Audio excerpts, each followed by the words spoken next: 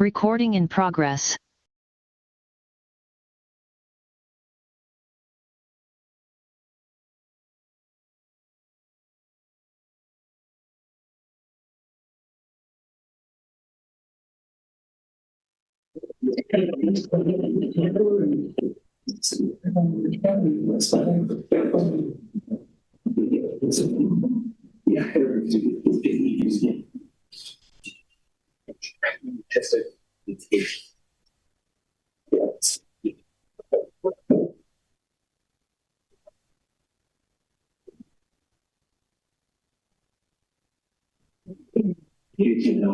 What do you think I went into the telecommunication for? They hear you now.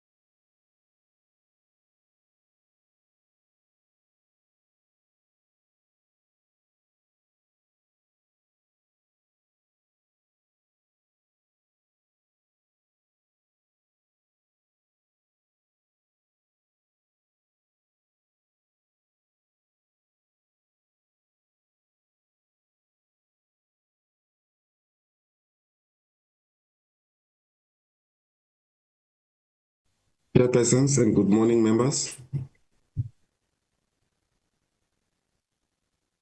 Good morning, good morning. Yeah, good morning. Good morning. Good morning.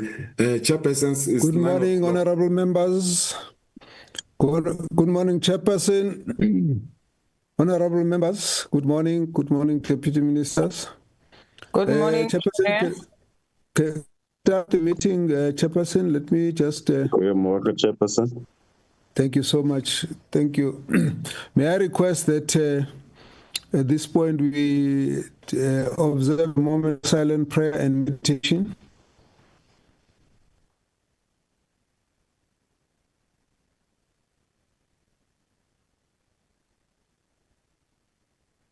Thank you very much.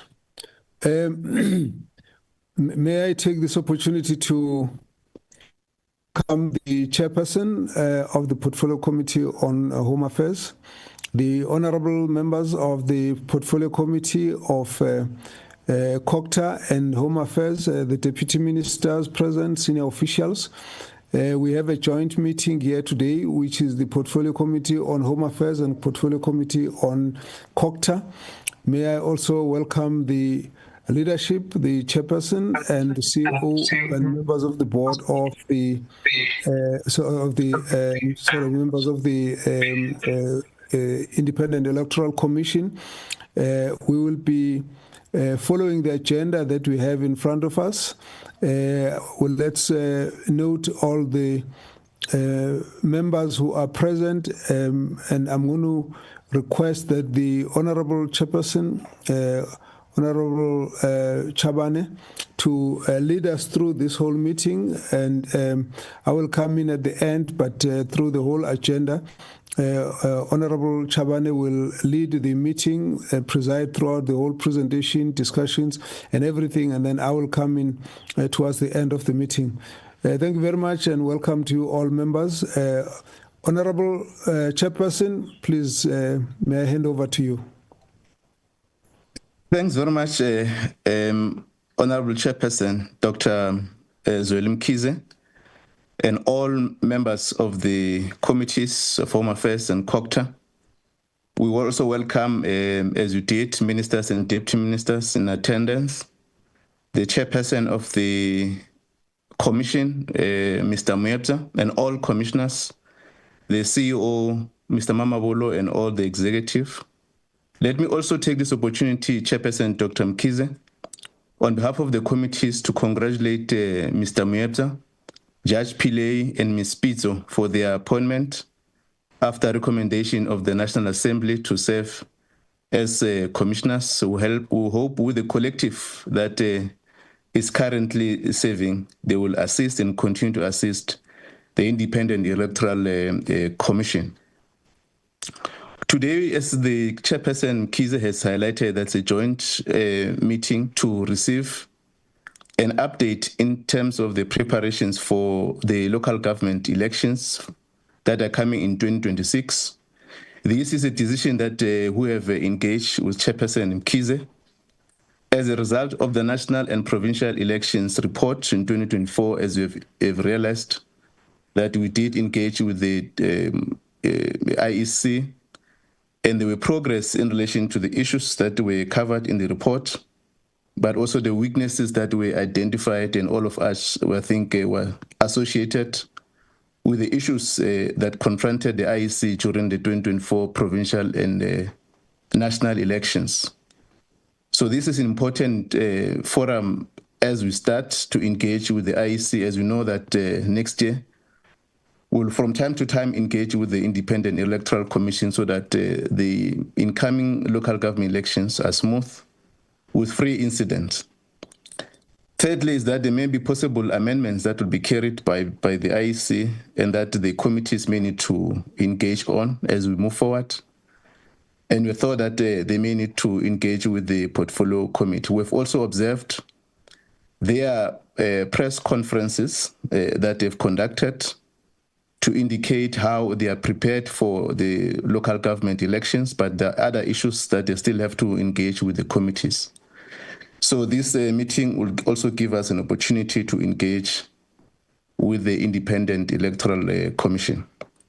Chairperson Mkhize, we're fully also aware that the Commission is also engaged the provincial legislatures in consultation in relation to the issues that are residing in the IEC. And I think also the commissioners will also take us into confidence on some of those issues. We have decided that this joint meeting will assist us to navigate the space which the IEC is engaged on. We are going to allow the Commissioner Miepza to introduce the report and also with the delegation. We'll then allow members to engage with the report or the update. And then after that, we'll invite, if the ministry is in attendance, to comment, and also therefore invite Dr. Mkhize, the chairperson, to comment and facilitate closing remarks. I will now invite both the committee secretaries. If there's any apologies, I'll start with the Home Affairs. If there's any apologies, that we must record and introduce members who are in attendance. Good morning, chairpersons, and morning members. Yes, from Home Affairs, there's an apology from the Minister of Home Affairs, who has indicated he's on a family responsibility leave. And then also, Ms. Marti is here in the meeting, but she has indicated she was going to leave at 10 o'clock to go to the National Assembly sitting for a debate, because she's debating. And then in terms of members that have attended from Home Affairs, I've got Ms. Marti, the chairperson, Mr. Chabani, Ms. Mohammed, and then Ms. Bolman, Mr. Ross, Ms. Modise, Mr. Ngubane, and Ms. Matopa. Thanks, Chair. It's all. Thank you. Can I now invite Secretary of COPTA? Good morning, chairpersons. Good morning, everybody. The apology from the Portfolio Committee on COPTA is from Honorable Labus Kaghni, that will be attending the National Assembly sitting. And in the meeting, we have our chairperson, Dr. Mkhize, we have Honorable Direko, we have Honorable Mkalipi, we have Honorable Tolo, Honorable Van Wyk, Honorable Nkosi Buthelezi. Thank you, chairperson. That's the only members I see at the moment. Thank you very much. Sorry, please don't forget Honorable Van Zyl. Chairperson, Honorable Van Zyl. Apologies, sir. Sorry? Apologies, chairperson. I do see Honorable Van Zyl. Apologies, Honorable Van Zyl. Honorable Van Zyl is also in the meeting. Thank you, chairperson. And Van Wyk is going to request to be excused around 11. He has indicated that he's got some medical appointment. Thank you very much, chairperson. Thank you, Chair and Secretaries of both the committees. Can I invite Commissioner Miepza to indicate if there's any apologies and introduce attendance?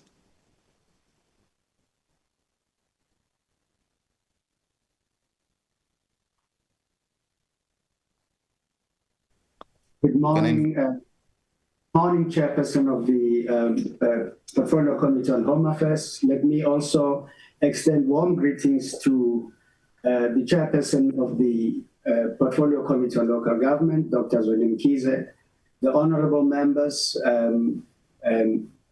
deputy ministers present, colleagues, and friends. My name is Mosotho Moepia. I'm Chairperson of the Commission. I am sitting with the members of the Commission. We are not in our office. We are out on what you have explained, Chairperson of the Portfolio Committee on Home Affairs. We are dealing with stakeholders. We have taken the time out this morning to meet with you, and we will go. We are also joined by the CEO and his team. So we are all here, and we look forward to this engagement. Thank you very much. Thanks very much. All apologies have been recorded and accepted. I will now invite you, Commissioner Miepza, to introduce the reports or the update. Thank you. Chairpersons, thank you.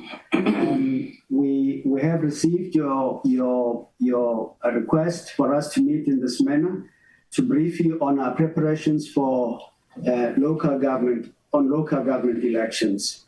We will take this opportunity to share with you the work we are doing, the challenges we are seeking to overcome, and some of the things that were challenging us last year as to how far we have gone in dealing with them.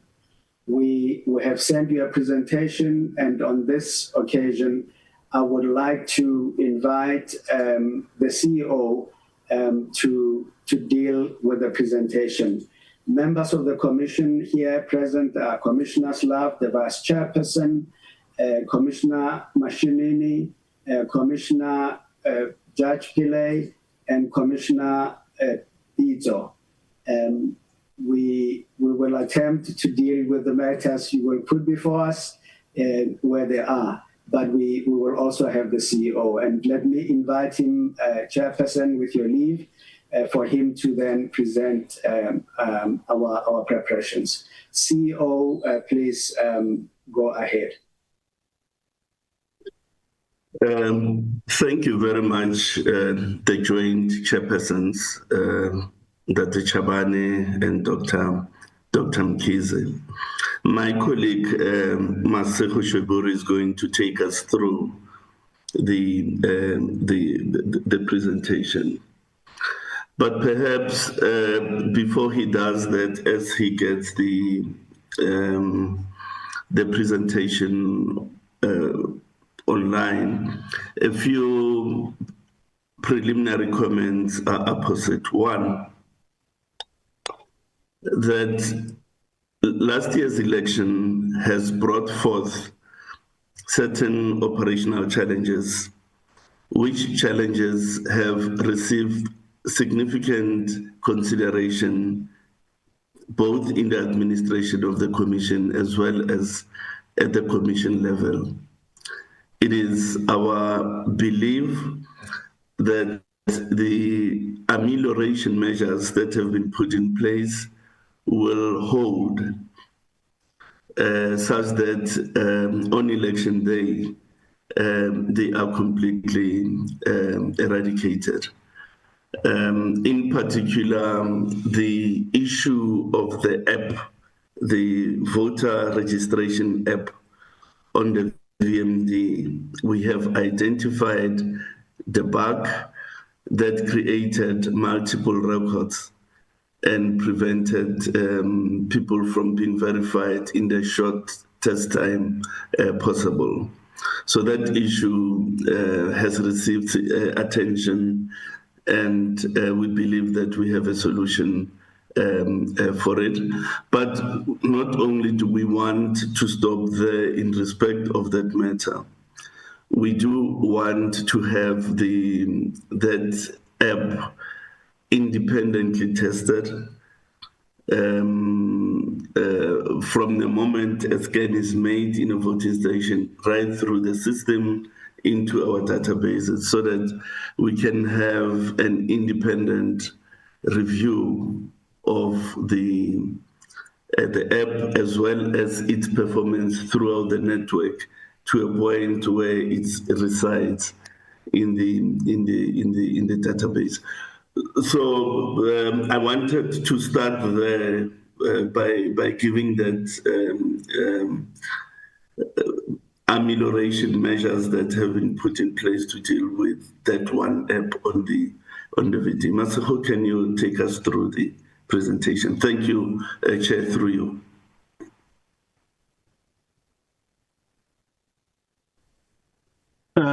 Good morning, chairpersons, the members of the two committees, the chair of the Electoral Commission, commissioners, colleagues. The input this morning is organized in four broad areas. The first illustrates the planning and preparation framework. Underpinning this is the point known to all of us, that the Commission does not have the authority to determine the date of an election and to call an election. That authority rests elsewhere. However, it must still prepare for an election so that when an election is announced, it is ready to deliver that election. The second is an area on which we wish to spend some few minutes on. It deals with what we think will inform voter behavior.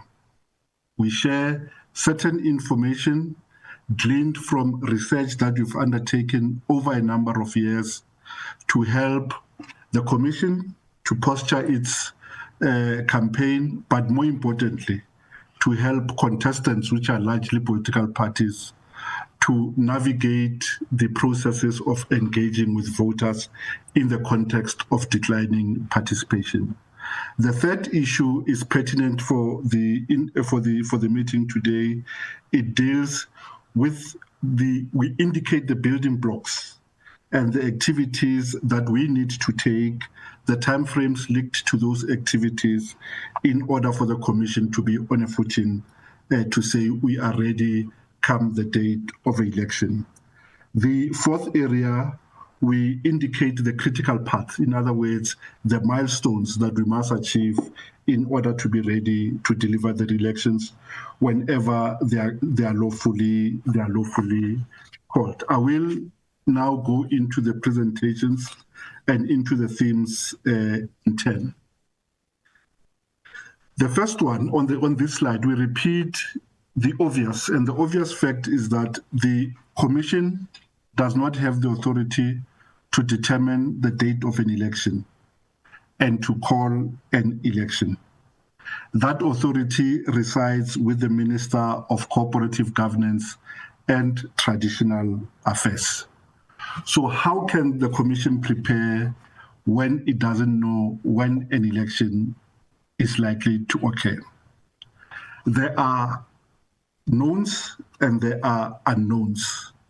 On the basis of the knowns, we make the following preparations, and the knowns are as follows. We know that the term of a municipal council subsists for 5 years, and that 5 years is reckoned from the date of the last election. We also know that in terms of the law and the Constitution, after the end of term, an election must be held no later than 90 days in order to honor the constitutional injuncture of regularity of election. So after the term, the 5-year term of these councils, an election must be held no later than 90 days from that term having come to an end. We know that the current councils were elected on the 1st of November 2021, and therefore the 5 years will expire on the 1st of November 2026. With that understanding, there is a window period within which elections fall due, and that window period is triggered on the 2nd of November 2026, and it cannot go beyond the 30th of January 2027. Our planning bases are therefore the following. Elections have always been conducted on a Wednesday. We assume that the elections that fall due next year will also be conducted on a Wednesday, which will also be a public holiday. And the question may be raised, why Wednesday and not a Saturday or a Friday? The choice of Wednesday was well considered, and historically it has served its purpose. In other words, you avoid a public holiday called to facilitate an election, inducing a long weekend. And because if you have a long weekend and people travel out of their areas of registration, that may impact the turnout in those elections. So the choice of Wednesday was principally to avoid a public holiday, which is instituted to support greater participation from inducing movement out of places of ordinary residence and thereby impacting on voter turnout. So that is our assumption, that the elections again will be on a Wednesday, which will be a public holiday. Between the 2nd of November 2026 and the end of January 2027, there are 13 Wednesdays. Notionally, it is possible to have an election on any of those 13 Wednesdays. However, each of those Wednesdays has their own individual advantages and varying degrees of disadvantages, because in that period, we must contend with exam periods for matriculants and high schoolers. We must also contend with exam periods for tertiary students. You must contend with the close of schools and tertiary institutions and the displacement effect of people moving out of the places where they are registered. You also must deal with the suboptimal period of December, late December and early January in the country, because we know once factory closes, once industry closes in December, that period is a lull period. It is a suboptimal period. Again, in that period, we have Christmas breaks for those who observe the Christmas. So the 13 Wednesdays are notionally possible, but we know some may work better than others. On that basis, the Commission has commenced consultation with the Minister responsible for cooperative governance and traditional affairs. Those consultations are still ongoing, and once they are concluded, the Minister will at an opportune time make an announcement about when the elections will be held. Is it possible to adjust the window period of 90 days beyond the 30th of January 2027? An answer is no, because we already know that in 2021, in the midst of the COVID pandemic, the Commission had approached the Constitutional Court for an order to defer the elections outside of the period where projections were that the COVID pandemic will be at its peak, to a period where there would be a lull, at which period located outside of the 90-day period.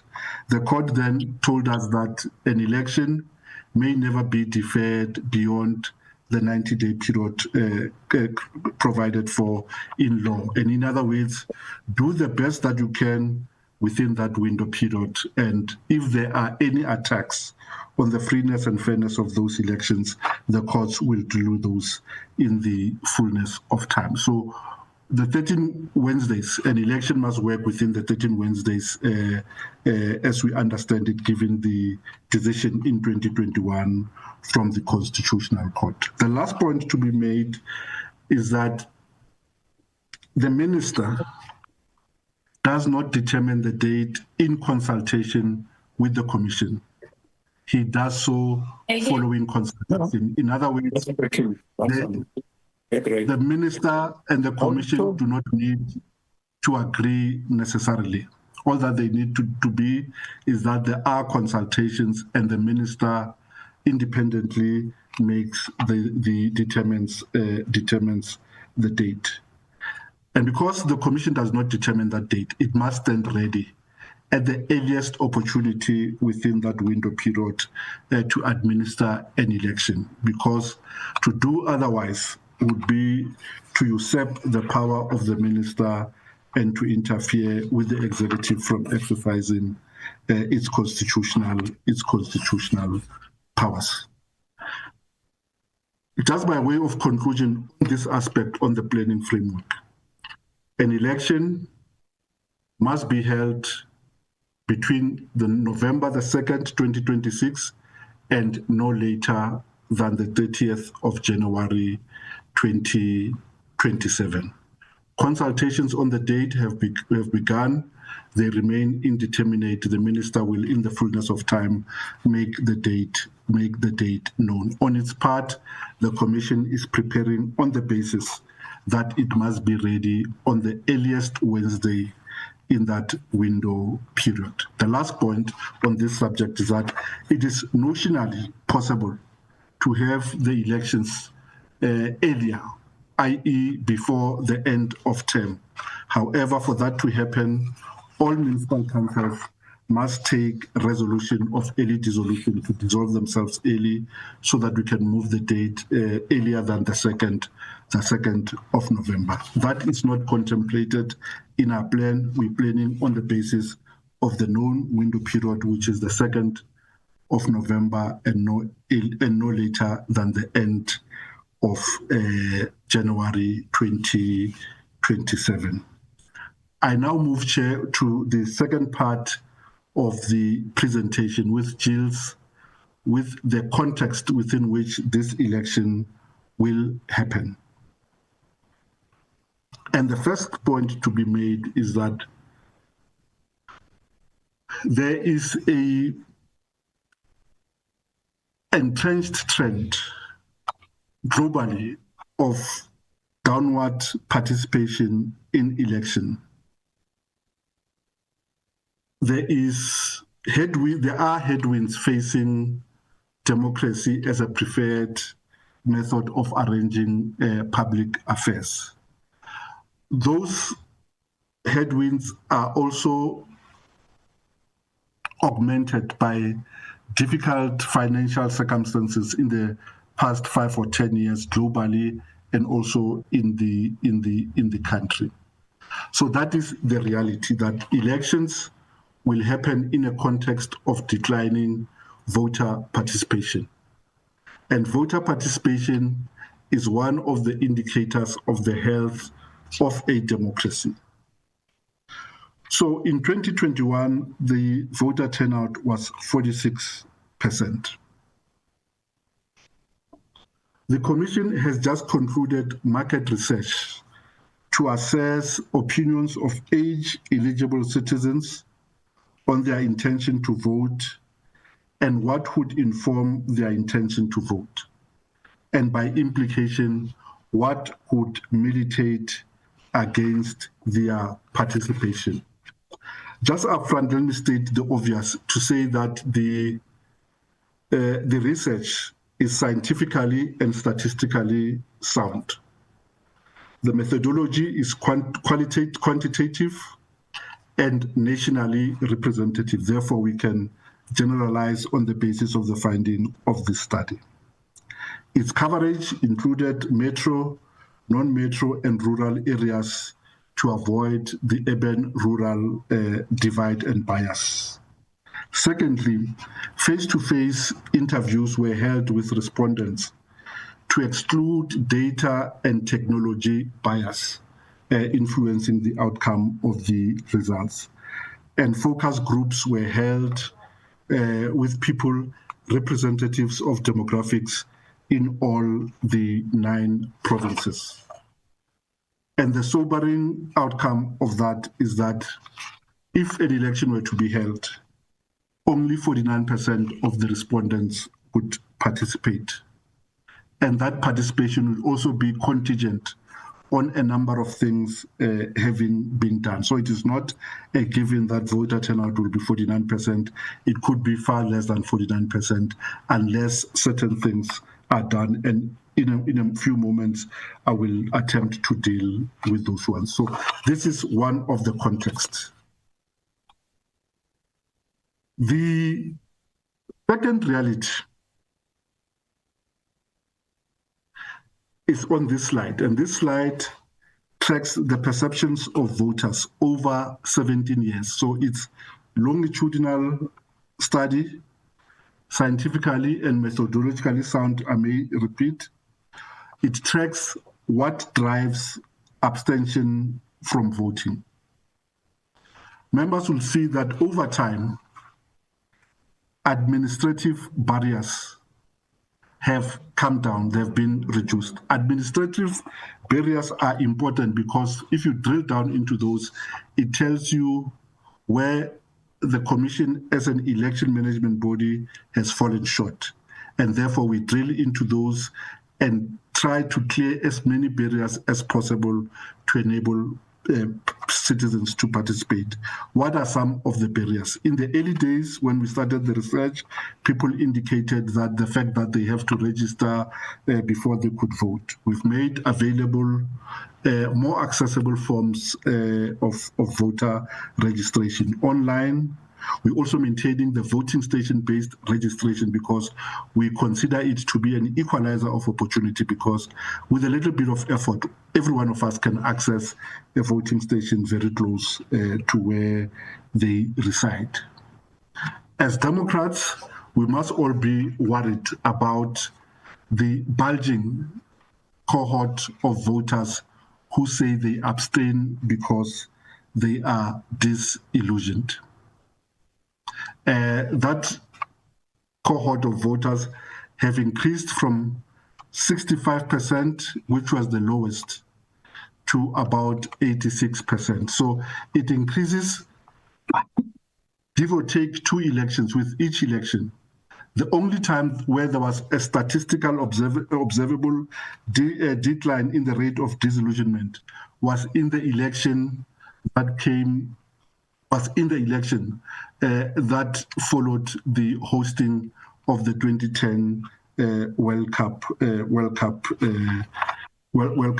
Soccer World Cup in the Republic. So what is it that is behind voter choosing to abstain? And the next 2 slides deal with those.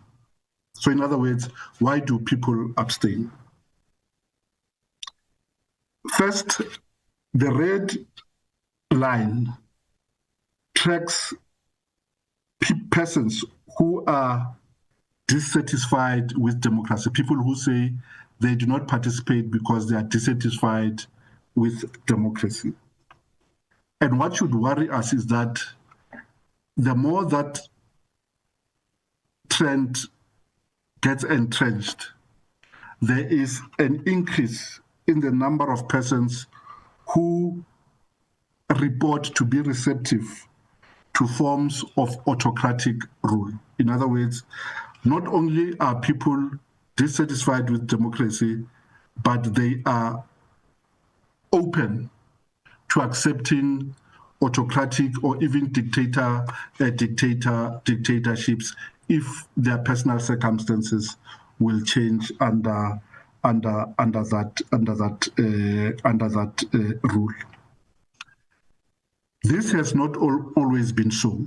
A point could be made about the ability of the state to redistribute, the ability of the state for redress, because these trends track the widening gap of people feeling that the state has not been able to redress their circumstances. And again, we'll come back to what drives voter behavior. In 2004, there were only about 25% who were dissatisfied with democracy as a form of governance. Fast track to 2023, 58% of those persons report to be dissatisfied with democracy. The hidden tail in this slide is the following, is that we can't understate the power of political party campaigns. Because if you look at this graph, the level of dissatisfaction seems to spike in years outside of election. And it comes down in years where parties begin to run their campaigns ahead of an election. So something must be said about the campaigns that parties run and what it is that can be added to those campaigns to further rekindle the belief in democracy as a way of arranging our public affairs. The next slide that deals with why the rate of participation has decreased tells a sobering story. The blue lines track trust in a number of key political institutions. The first is in national government, The second is in local government as a sphere. The third tracks the trust that people repose in traditional authorities. The last bar deals with political parties. The level of trust in national government has come down from 67% in 2003 to 26% in 2023. Similarly, the trust in local government has come down from 53% in 2003 to 25%. The traditional authority or traditional governance fare much better at 34%. The decline has not been that dramatic. However, it comes down from a very low base of 49%. The last slide shows that political parties, the trust in political parties has come down to only about 18%.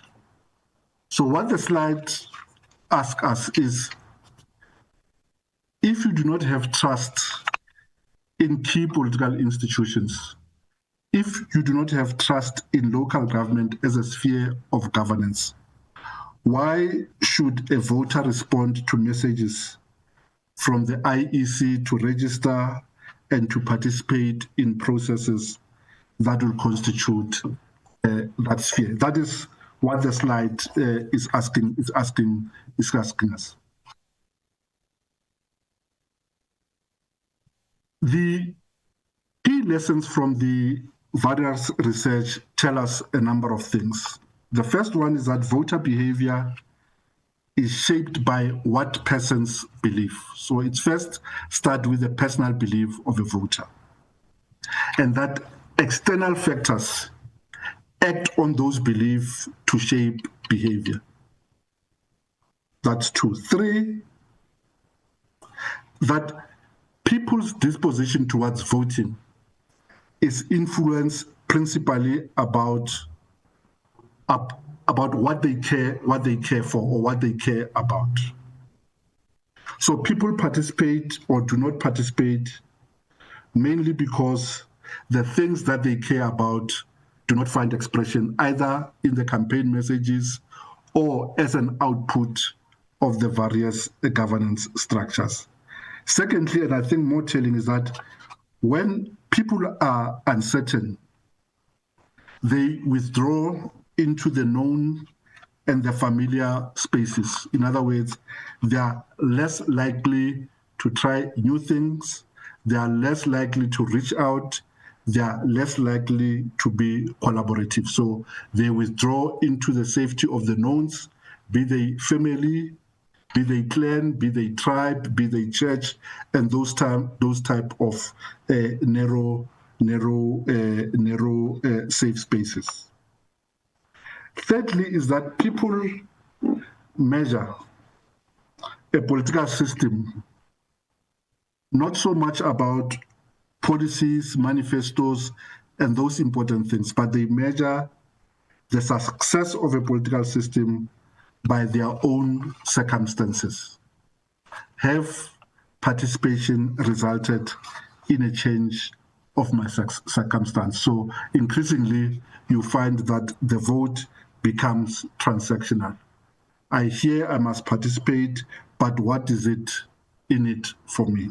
What do I get out of participating in democracy? The last point to be made on is that when people lose trust in a political system, their level of discernment weakens. So in other words, because they've lost faith in political parties, in local government, in national government, that trust also becomes universal. The trust also extends to an election management body like the IEC, so that we suffer collateral damage from the loss of trust in key political institutions. You'll see that tracks down the Electoral Commission. And if you do not trust in institutions, chances are you are unlikely to respond to their messaging or you are unlikely to heed what they say.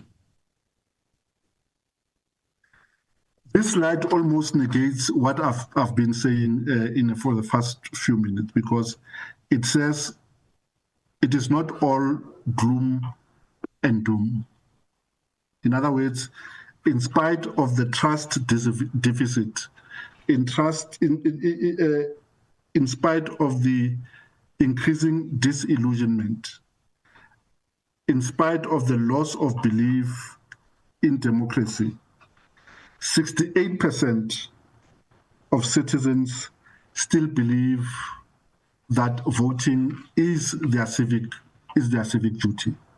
So there is hope that if we work collaboratively, if we run more positive campaigning, we could yet rekindle and retain the 68% who still believe that voting is their civic duty, to find resonance with the messaging and come out and participate.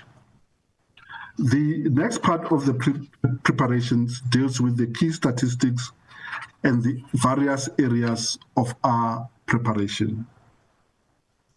The first one indicates the voters' roll as it stood on Tuesday evening. There's 27.7 million registered voters out of possibly 38 million age-eligible citizens. So the focus of the Commission and all of us must be on narrowing that gap further, narrowing the gap between citizens that are age-eligible and those that are registered on the voters' roll. In more rural provinces, the Eastern Cape, Limpopo, KZN, and Free State and Northern Cape, the gap is narrowest because in 3 of those provinces, the voters, in 2 of those provinces, there are more than 80%, over 80% of the population are registered on the voters' roll. The battle remains in more urbanized centers. That is where the gap between citizens that are age eligible and those that are registered as voters, with Gauteng registering the biggest registration gap at 59%. In other words, only 59 of age-eligible citizens are registered as voters on the segment of the Gauteng voters' roll.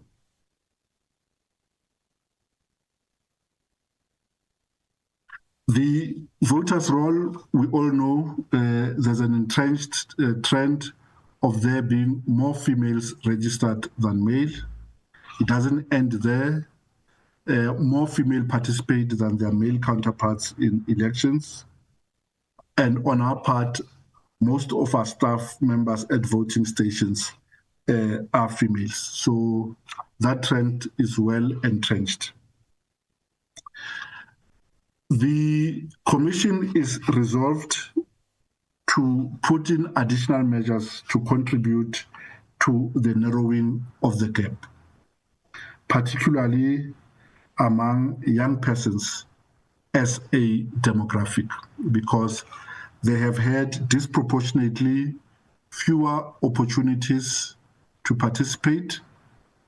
But what we know is that once registered, they are more likely to come out and vote than any age cohort. So in the slides that are coming, we will indicate the specific measures that the Commission will take to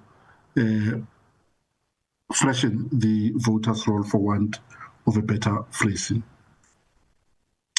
The number of seats that are available in all the municipal councils combined are 10,468. That figure will be adjusted once we finalized the ward demarcation process at the instance of the MDP. So there are currently 4,468 wards. once the MDB hands over to the Commission the new wards on the 10th of December, we will know the quantum of the change and where those changes are. And because of those changes, the number of seats that are available for contestation by ward representatives will have to be adjusted accordingly. We do not anticipate that there will be big changes or major changes in the number of wards. Perhaps what is not on this slide, which is important, is to indicate that the continuing fractures in the body politic plays itself out in election. What do we mean? In 2021, we had over 100,000 candidates being nominated or making themselves available for the finite number of 10,468 seats. Out of those 102,000 nominated candidates, 95,000 were qualified. In other words, they met the requirements to contest as either ward candidates or candidates on lists of political parties. And when the Commission announced the results, only 10,468 of the 95,000 got seats, and we were left with in excess of 85,000 people who were unhappy because they realized that they were not as popular as they thought they were. So in that context, the voices of those who have lost elections will obviously drown out the voices of the 10,000 who have been successful. And it's easy to weave a narrative that an election was not free, it was not fair, or those type of things. I mentioned this to say we're going to have to guard against misinformation and disinformation being used to cast doubts on electoral outcomes. I'll move with much speed from here on, chairpersons. The number of voting stations, as we know, are 23,292. 22,331 are fixed. In other words, they are schools or churches, proper facilities. 931 remains temporary facilities, and this also tend to coexist with urban nodes of high densities. In other words, the 931 temporary voting stations are found largely in urban towns and big cities. So here, before we even run an election, you must start up by putting up temporary infrastructure, turns, and those circumstances. So in inclement weather, elections and voting in those circumstances become a problem. We are working with government in the various provinces in our infrastructure task teams to improve the level of amenities that we make available at those voting stations, so that even people who vote in those circumstances can vote so in relative comfort. There are 30 mobile voting stations. Mobile voting stations are typically utilized in spatially vast areas with few people. The Kruger National Park, for example.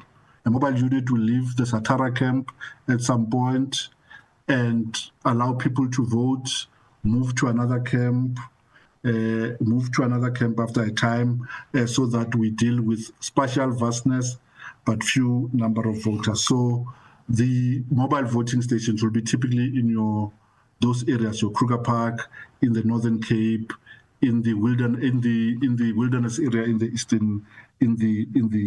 Eastern Cape. Once the MDB hands over to the Commission the new wards, we will begin a process to review the impact of the new wards on a network of the 23,000 voting stations to see which VDs have been impacted by the new wards and will begin the process of redrawing new VDs, choosing new voting stations where the voting stations that have been used are no longer suitable or they are outside of the new wards. What we're asking for in this regard is that parties must ensure that they are properly represented at the municipal political liaison committees, because that is where we have discussions on the reconfiguration of the VD boundaries, where we draw boundaries, where parties also participate in the choice and location of voting stations. So it is at that level where we ask parties to participate so that they bring local knowledge, local intelligence to bear on those decisions that we make at those local level. Added to that is that once we start recruiting, we will also give to parties the names of the presiding, deputy presiding officers to parties to test for the acceptability of those persons that we intend to use as managers at the level of a voting station. The next slide just illustrates that we will be on track to have materials at the registration stations, at voting stations, and that we have begun the process of procurement for security materials. The CEO faced this slide in his inputs.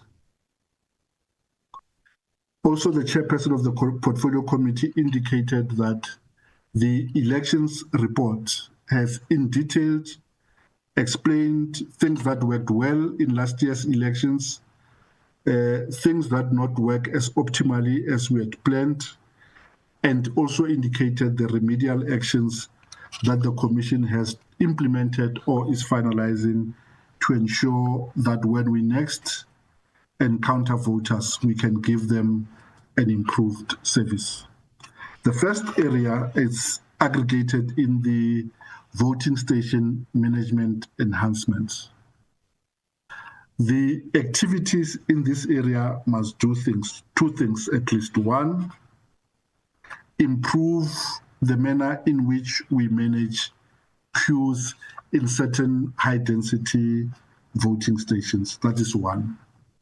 A subset, and maybe linked to that, is the quality of staff that we place at the voting station. So what is it that we have done in this regard? First, the Commission has reviewed the recruitment criteria for presiding and deputy presiding officers, not to exclude people, but to enhance administration competence. So the requirement is that to be a presiding officer or deputy presiding officer, you must have demonstrable 8 years of supervisory, administration, or working experience. Why? Because we know the rigors of managing a voting station. However brilliant a young graduate is, they are ill-equipped if they've never managed processes, if they've never managed people. They are ill-equipped to deal with the difficulties, the rigors that come from administering a voting station, with party agents that in some instance may be more knowledgeable than them because they have observed a number of elections. So the first decision, and on which we have already consulted the National Political Liaison Committee, is the review of recruitment of presiding and deputy presiding officers. Increasingly, the discussions in this area is characterized in binary terms of either or. We do not see it that way. While we improve the competence and administration of a voting station, the majority of the roles in a voting station will still go to young persons who are unemployed will still go to new graduate, will still go to unemployed persons from those wards, because the three key positions at the voting station are in any case in the minority. The majority of positions in the voting stations will go still to the unemployed, graduates, and those type of persons. We are in a process, and in most cases, we have reviewed voting stations for suitability to support the size and voter population. In other words, we have reintroduced discipline in how we select voting stations, particularly where we convert a voting station into a voting center. Voting centers typically occur in areas of high voter densities. Let's take, for example, a voting station like Jewett Park in Hillbrow in the city of Johannesburg. At its peak, it had 15,000 voters. You can't redelimit that geographic space because it is already very small. It is in high-rise buildings, safe for cutting the building in half and saying from the 15th floor to the last floor, people vote on the roof, the others vote at the basement. It is not practical to create a new voting district in those circumstances. So there we provide for what we call voting centers. In other words, you cut that voters' roll into manageable segments that are treated as individual voting stations on voting day, because it is easier to deal with 1,000 than to recount 9,000 votes. It is easier to facilitate 9,000 different points of representation than to channel 9,000 persons to go vote at a single point. So the diligence that we're reintroducing is that before we approve that as a voting center, we must be satisfied that the voting center and the plans that are being put up by a local office are such that they can support that size of a voter's roll. If it's a school, we'll get multiple classrooms, or even the school hall, or even the school quad to facilitate the flow of voters at that voting station.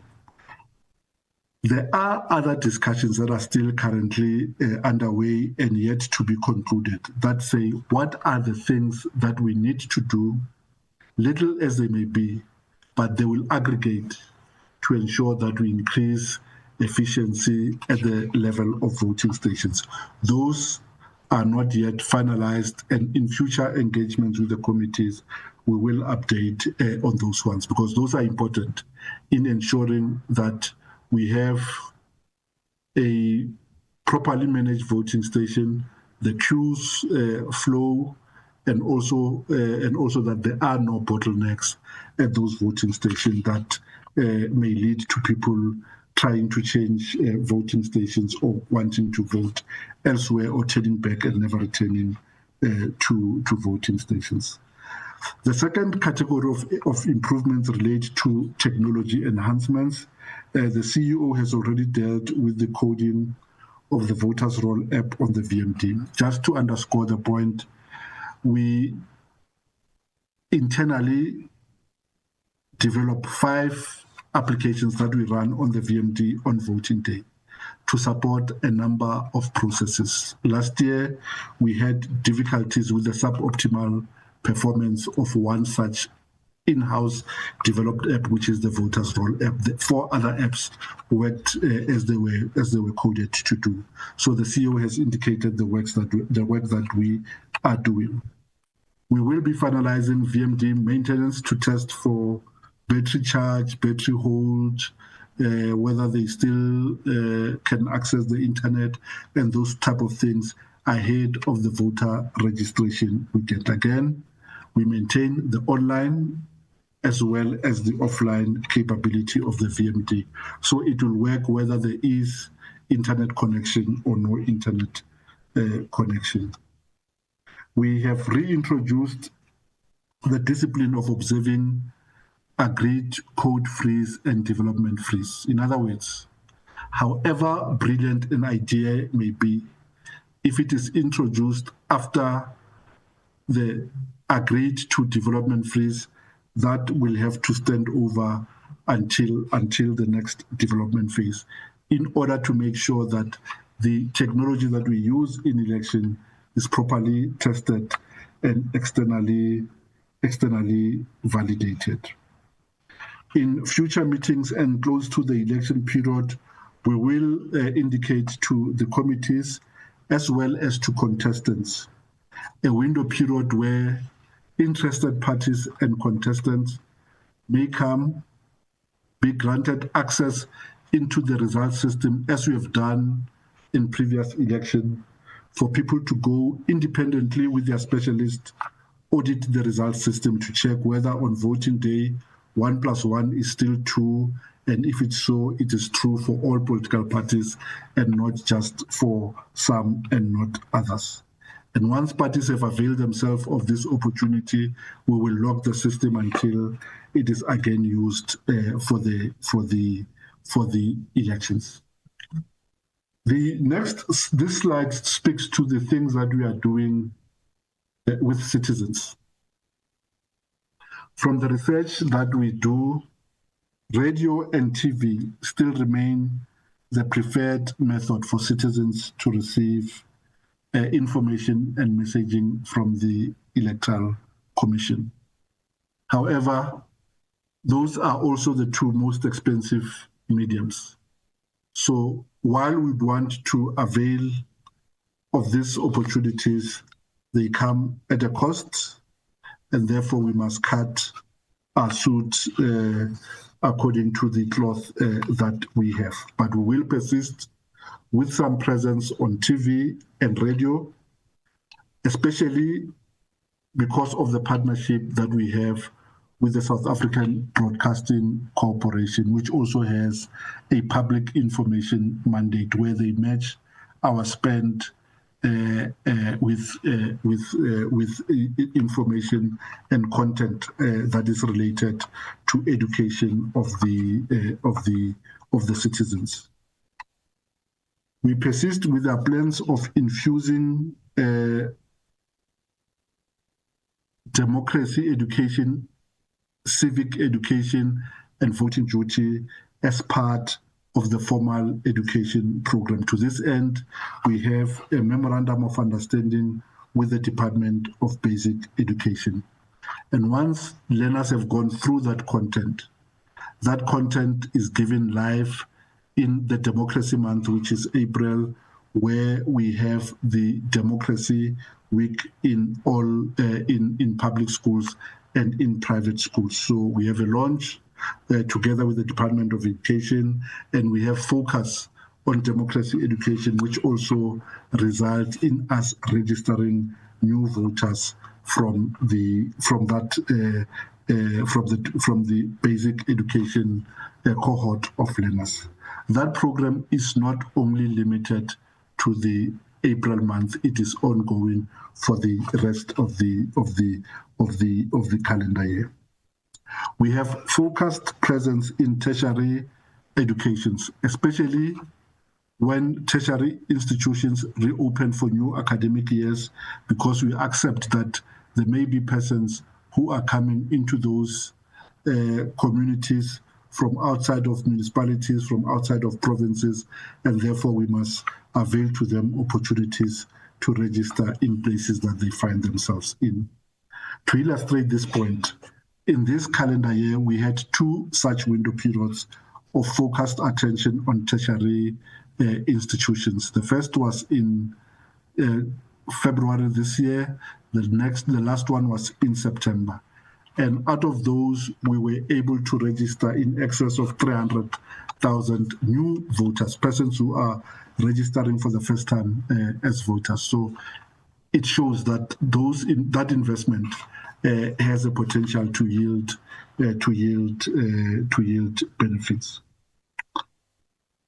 From research, again, there are citizens that still prefer face-to-face interactions in workshops and in meetings to receive information. To this end, we will employ 843 municipal outreach coordinators. These are appointed at the municipal level to do face-to-face community-based outreach interventions that last for a period of time, intended to alter behavior so that you could engage meaningfully with citizens, understand what they're like, why they are unlikely to vote, indicate to them why continued voting may alter their circumstances. Added to that, we have 54 district field workers who are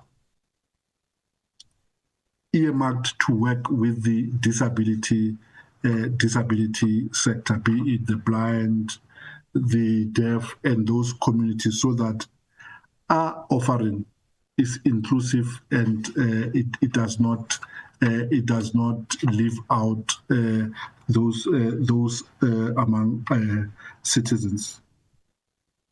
We are increasing our presence on digital tools to conduct voter education, animations, and short videos on all our social platforms, and we share this for free with political contestants and political parties who think they may derive benefit and value out of those. I indicated that people still believe in traditional media, radio and TV as source of information, but we are augmenting this with new media.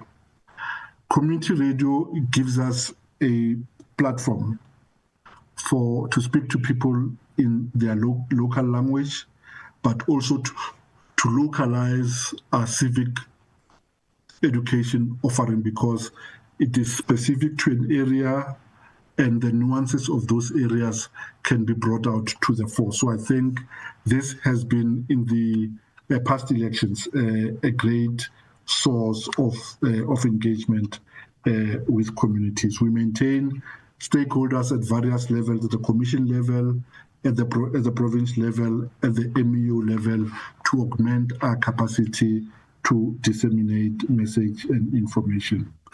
And all our offerings are data-driven. We do not just choose platforms because they are easy. We choose, or because they are convenient to us. We choose platforms based on what we glean from data from citizens on their preference.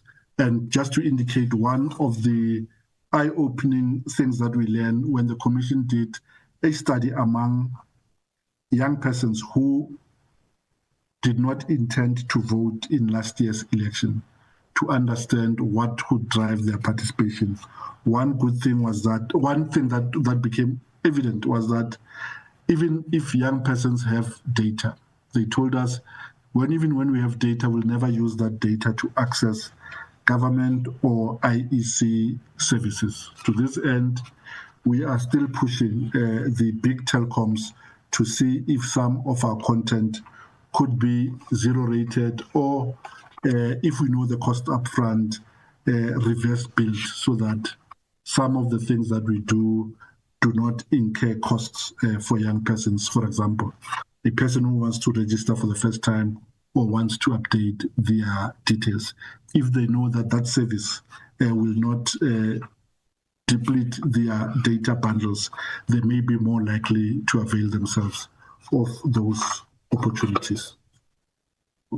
The last area in the preparation is that it has become unavoidable. The Commission was minded not to sponsor any legislative amendments ahead of local government elections in order to create predictability for all involved in the process. However, it has become unavoidable that certain amendments must be made. The amendments are largely to Section 15 of the Electoral Act.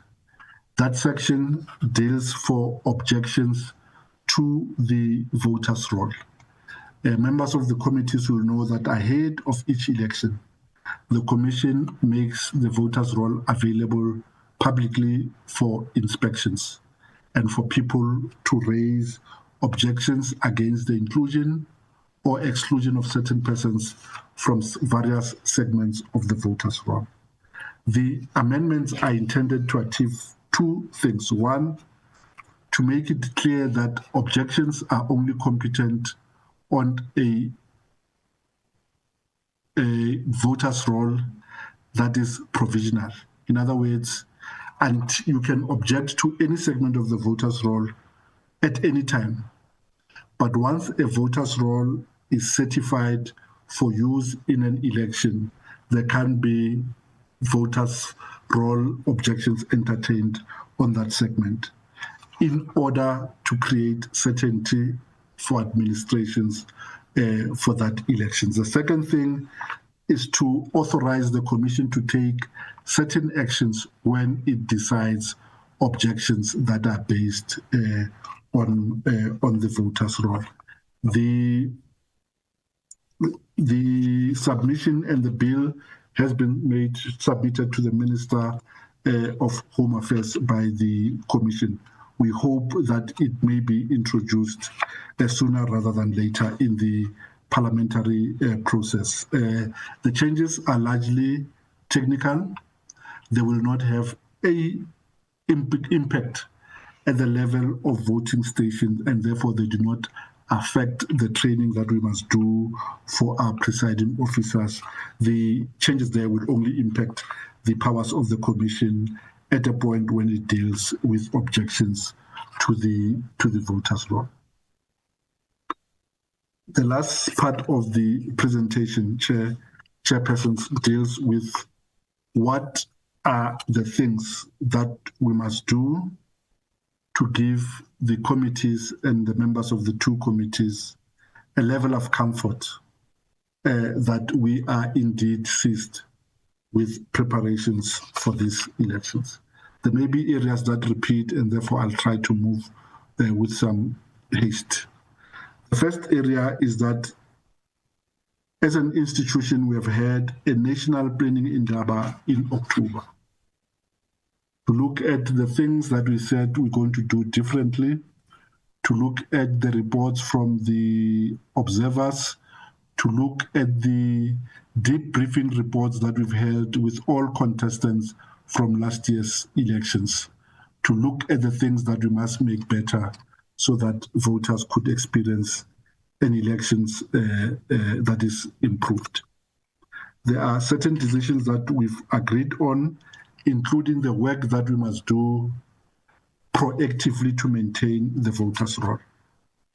In November, we consulted with the national political liaison committees, and we have an agreement on the number of things that we must do. Two things as it relates to the voters' roll are the continued focus on increasing the registration generally overall to narrow the gap between age eligible and those citizens that are registered. Secondly, to have targeted measures for demographics that continue to exhibit a huge gap of registration, i.e.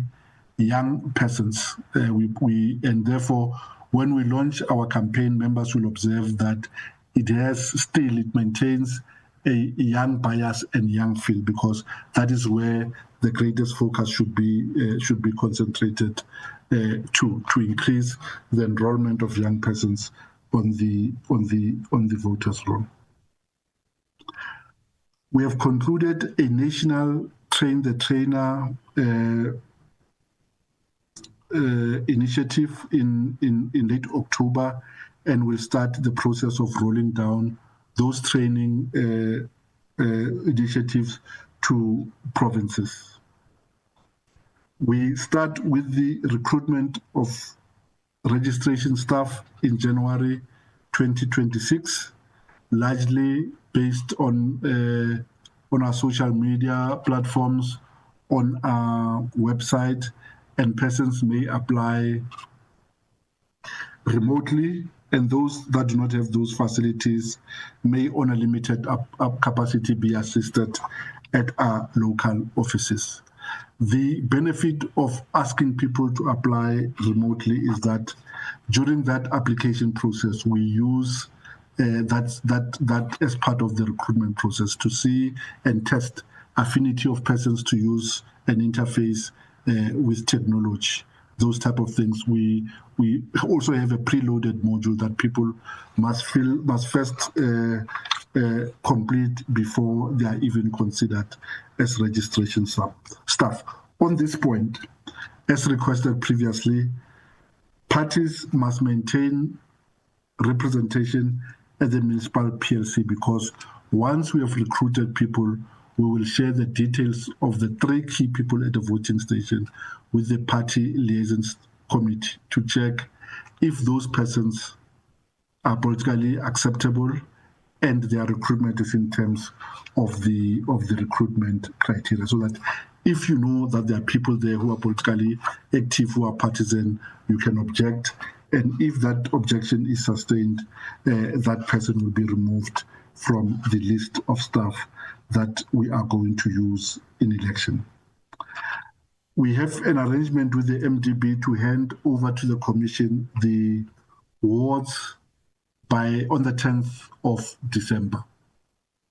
However, the MDB is still in courts, at least in 2 municipalities in KZN, which includes the eThekwini Metro. And for that, the wards in that municipality will not be part of the wards to be handed over in December on the 10th. Any other delays that arise out of the demarcation process unavoidably will impact on the date on which the Commission will be ready to host an election. So if we have to accommodate delays, either because of court challenges or because of anything that delays the MDB from handing over the wards to us, those delays cannot be accommodated without impacting on the date on which we will be ready to hold election. Initially, we were meant to receive the wards in September. It changed to October, and now we've agreed on the date in December.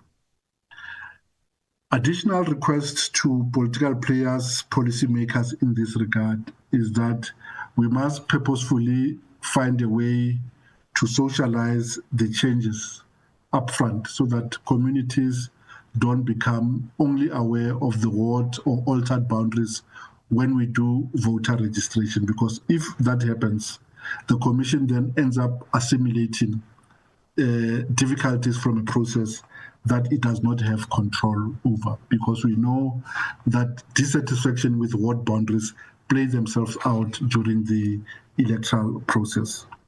Where political solutions are required, we ask that those are implemented now ahead of the registration weekend and do not leave this to security apparatus of the country. Once we've received the map, we, as I said, we'll review all our network of 23,000 voting stations to make sure that each voting district locates in a single ward. The effect of demarcation is that it destabilizes the voters' roll. It has displacement effect. In this regard, we are thankful that the country, even with the difficulties that it faces, has been able to place resources at our disposal to have 2 voter registration weekends, because that way we can be able to mount a campaign that assists us to go interact with those voters whose registration has been impacted by either the change in the VD boundaries as a result of the change in the ward boundaries, to go knock on people's doors where we find them, to re-register them in the correct wards. Where we do not find them, leave messages for them to either go on our online platform to update their details, or to visit their voting stations on the 2 general voter registration weekends to update their details. We'll commence with the process of electoral staff training in June of 2026. And to just indicate that now the uncertainty around our funding for the 2 registration weekend has been resolved. The Commission will imminently finalize the dates on which those 2 registration weekends will be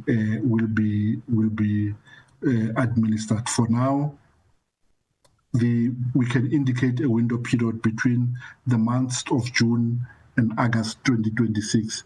We will have 2 voter registration weekends.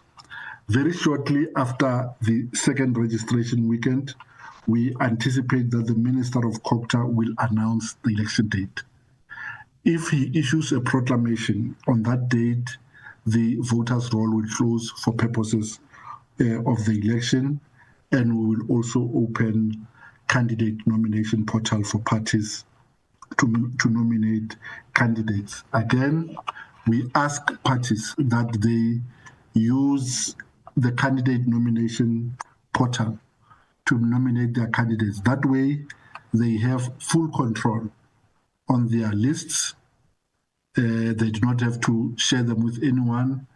And only when they are ready to submit will they press submit as final those lists. That way, the decision-making vests 100% with the political party administrator who's been assigned that role, and therefore they can manage the process much better than dealing with decentralized candidate nomination, because for this election, a candidate that is nominated in Mutu may only be submitted at our office in Mutu and not in a neighboring office or at a central location. On the date that the minister publishes the gazette for proclaiming the election, the Commission will consult with the National Party Liaison Political Liaison Committee to derive an election timetable. As the name suggests, the timetable will include all those things that are regulated in law and the timeframes and cutoff times on which those activities must happen. We are planning on a timetable of no less than 86 days to enable us to do proper candidate nomination, to develop ballots, print them in the window period, do quality assurance to ensure that all candidates that have been properly nominated are on the ballots, ensure that candidates are on the proper ballots for the wards that they are contesting, ensure that a ballot for one municipality is not being sent to another municipality in error. So if parties choose the online nomination, candidate nomination, they will help us to run an even more efficient candidate nomination process. As in the past, there will be a period of special votes preceding voting days.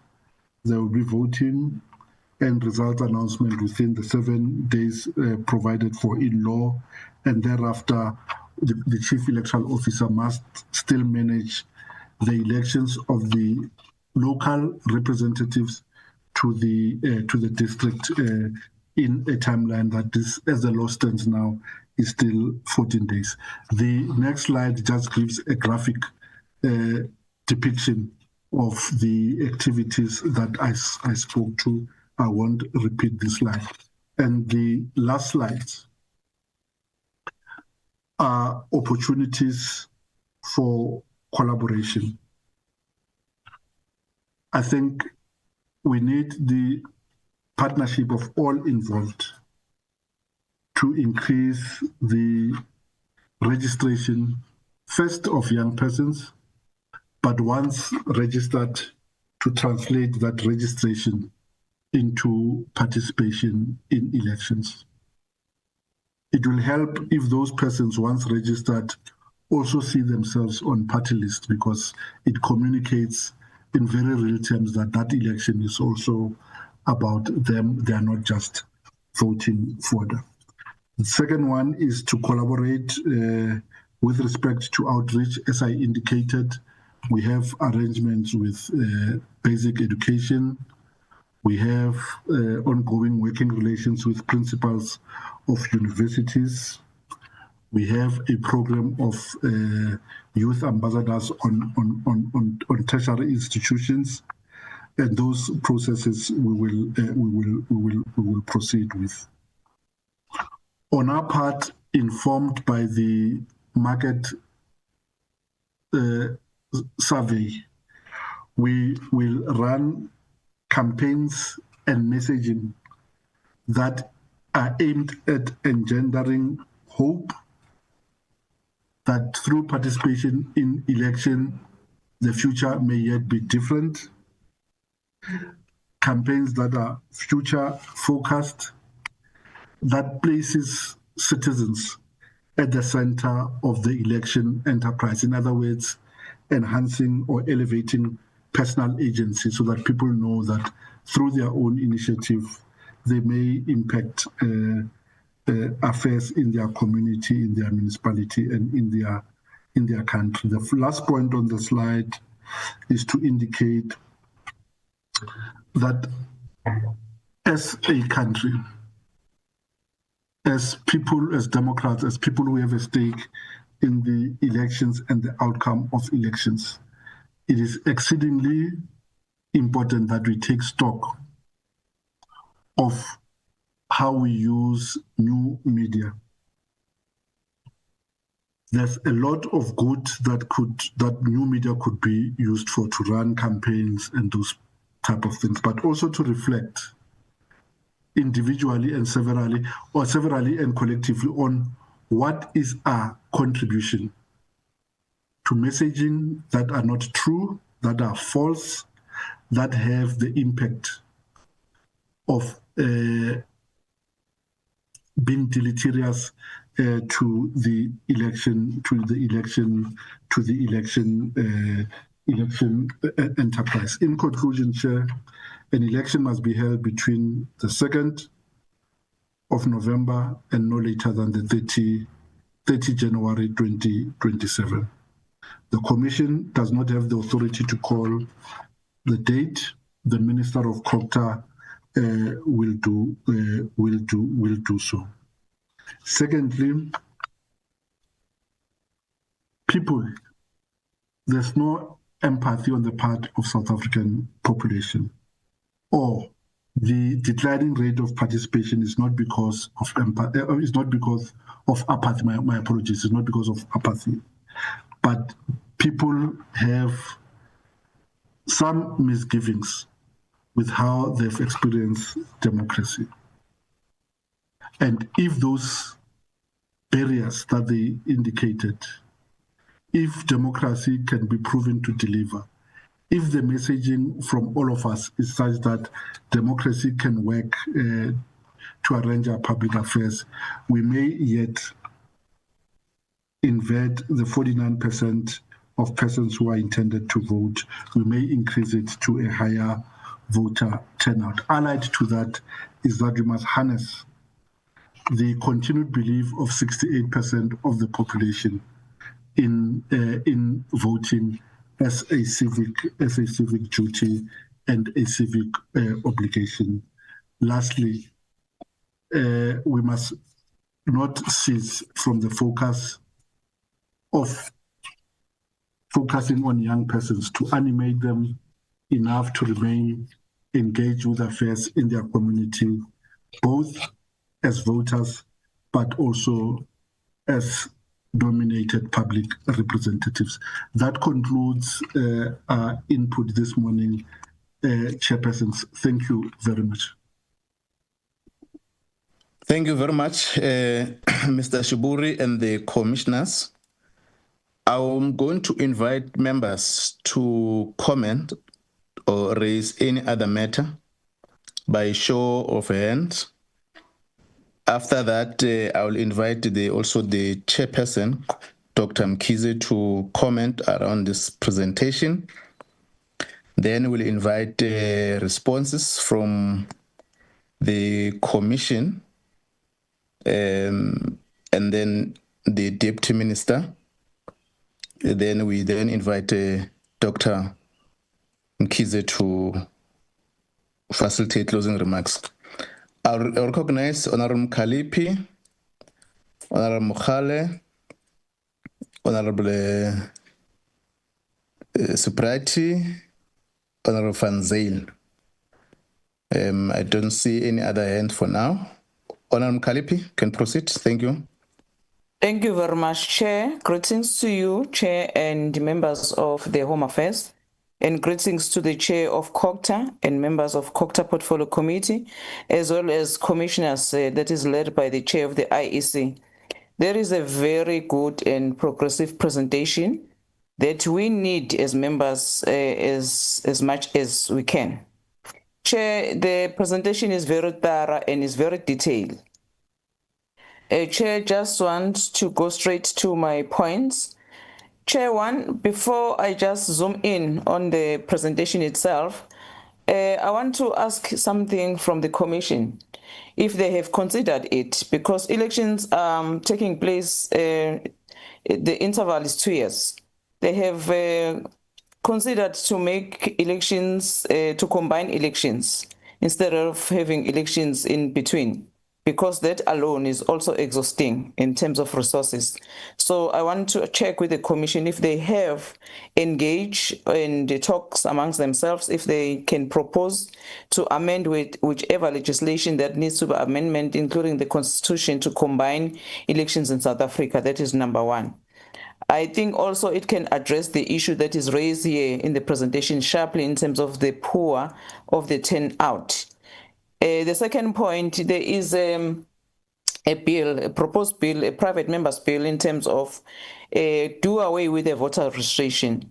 I think we have engaged previously when I was serving in Home Affairs with the Commission if they will support that kind of a move to do away with the voter registration, because it also contributes on the voter, lower turnout of the voters. I just want to get a clarity, Chair, in terms of a slide that talks about delimitation revision by the IEC. Their timeline is February and March 2026. And the presenter also mentioned that it might also pose some challenges, since there are some municipalities that have taken the municipal demarcation boards to court. So I just want to understand exactly if they can also go into details in that item on delimitation revision by IEC, because the demarcation board came to COCTA and made a presentation in terms of their processes now. And there were some discrepancies that we also pointed out to say, please go and fix this one. So I want to understand now between the MBD and the IEC, how do they align themselves? As a result, the IEC have to take over the process of the wards delimitation. The one of the technology of enhancement that was also presented here, I want to understand, the Chair, especially Chair of the Commission and the entire commissioners, what is the role of voter management device that replace the zip code? Because on many occasions, you'll agree with me that voter management device it needs to be changed. And in most stations, and we have a problem of electricity, by the way, but in most of the VD, when this thing needs to be used, there's a problem of that is not working, but the voter do continue. So what is specifically the role of the voter management device in the entire process of voting? The voting stations that is also mentioned on the presentation, about 23,000. Some of them are fixed, some of them are temporary, and so on. Have you, as the Commission, satisfy yourself to go and check those voting stations? Because some of us, we also got shocked on the day of a voting station when we go and visit a voting station. We find them in a very bad shape. I remember very well, a commissioner, the former chair, will agree with me, because I used to take the pictures and send it to him to say, this can't be a voting station in Eguruleni, whereby it was a very poor house, if I may put so. And people were meant to go and vote there. And also in eThekwini in Ward 55, it was used in a very poor, I mean, if you don't take ourselves serious as a commission and as voters, it's going to be a challenge. So I want to ask if you do the verification as the commission as well. So the last one, Chair, that I want to ask is the issue of, I want to understand where are we now in terms of the issue of the addresses, which it was also taken into the Constitutional Court. Because when there is by-elections, we quite often get complaints to say there are people which does not have addresses and they are coming from informal settlement, but they are registered. And then it caused also a challenge because people wants to fight to say, this person does not reside within this ward. But when you go to the IEC will tell you that, no, the problem is that they don't have addresses. How do you deal with such situation? Because we must avoid people who are being transported from one voting station to another voting station or from one ward to another ward. So the last point, Chair. How does the commission deals with the issues that emanates from the ground? For instance, let me make an example in Ward 14 in Gwate in Free State. I was personally there. When a member of SANCO, the chairperson of SANCO in Free State, was taking people outside and take them to the voting station and help them inside the voting station with the presiding officer, and all members of the commission were there, telling them who to vote. And when we lodge a complaint, that complaint didn't go anywhere. I was also in touch with the commissioners and asked them, what do you do? We have lodged a complaint. The presiding officer is not prepared to solve the problem. So what must I do? I'm here at the voting station. Then they advise, write an email and so on and so on and so on. I follow all those things, but it was not resolved. That was not the first case. I was making an example with that case. The other case was in Ward 53 during 2024 elections, amongst all cases, whereby I can tell you now, I think it's a person from the district, because I'm not sure about your hierarchy, but it was a person who was monitoring the voting station after the presiding officer, who was colluding with a certain political party. When we phone her to say, you as an IEC official, can you resolve this matter? Nowhere to be found. When we want to escalate the matter, IEC does not come clean. What are the protocol? What are the processes to address issues of vote rigging, Chair? That is my contribution, Chair. Thanks very much. Thank you, Honorable Kalepi, for your comments and also questions that you've posed. Honorable Mukhale. Thank you very much, Chairperson. Greetings to yourself and the Chairperson of the Portfolio Committee of COCTA, and greetings to all the colleagues, fellow honorable members, and greetings, DSG of the EFF. Chair, my comments are just four.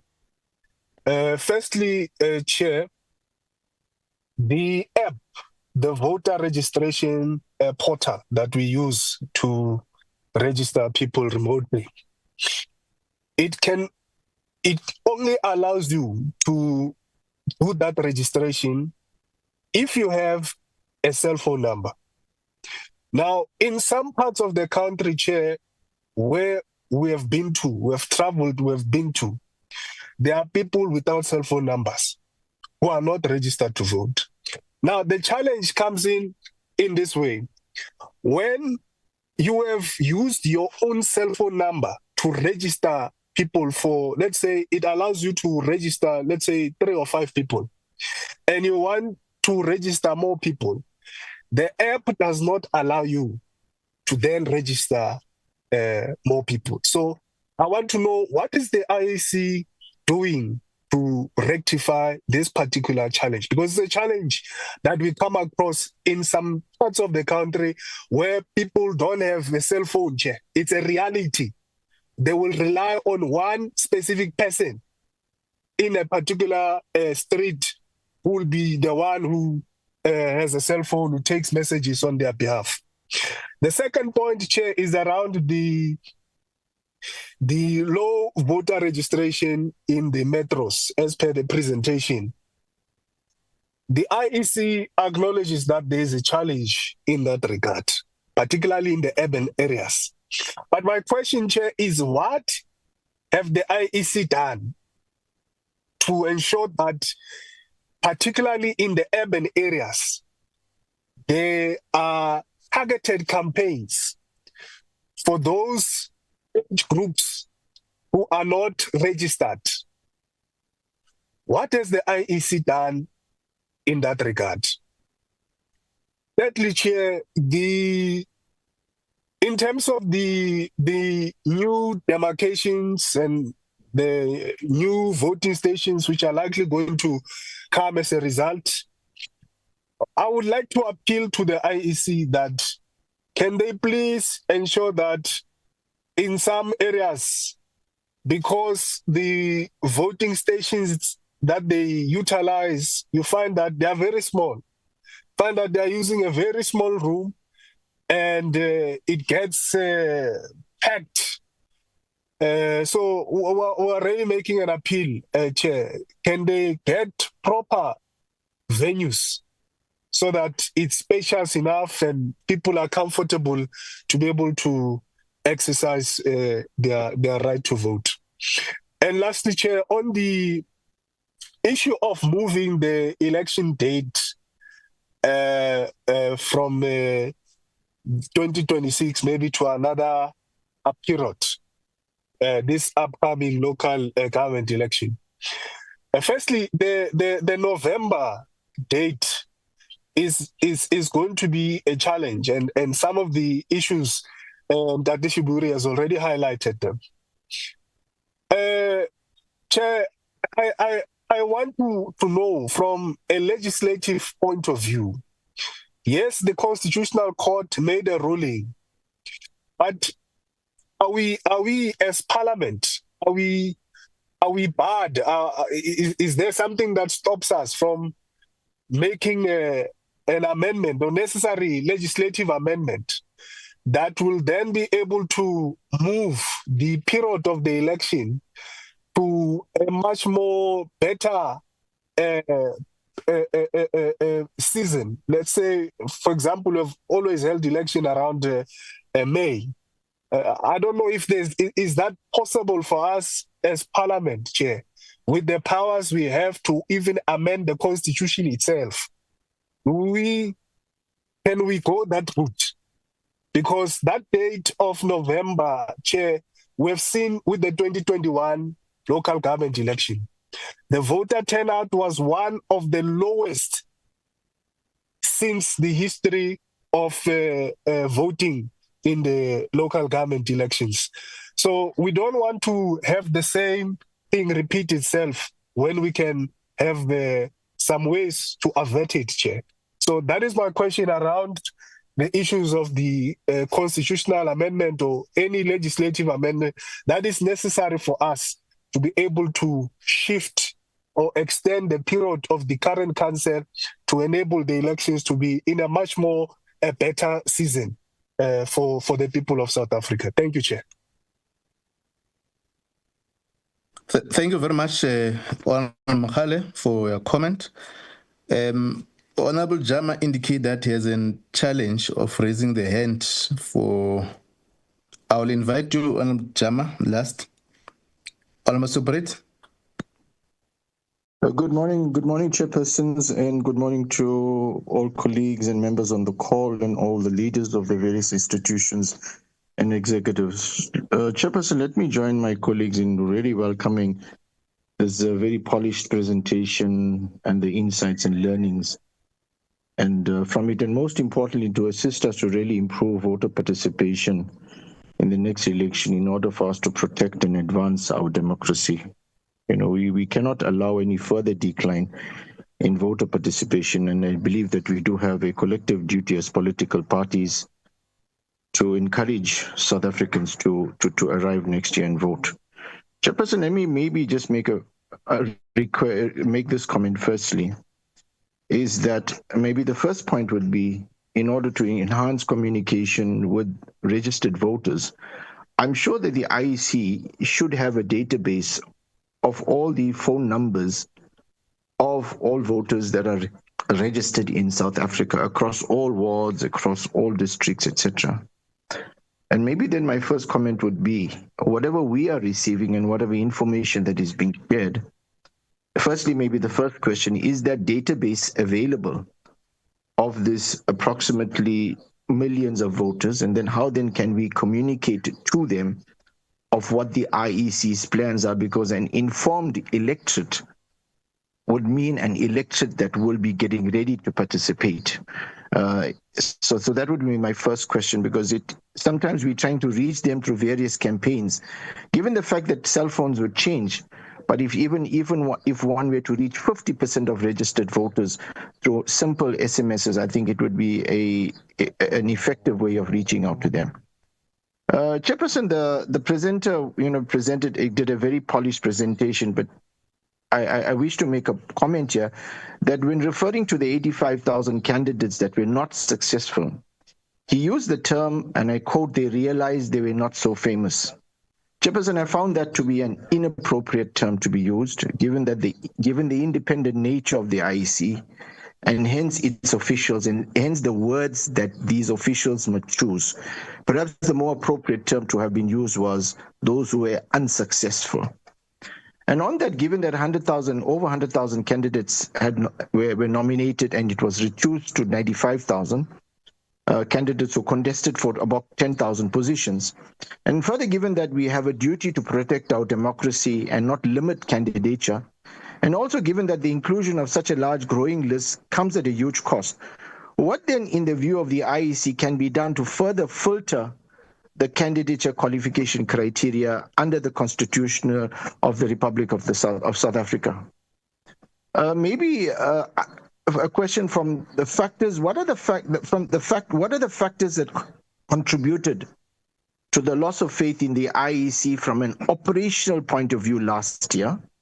And then how are you planning to improve on that and to mitigate those concerns that were raised last year? And those I'm referring to valid operational concerns.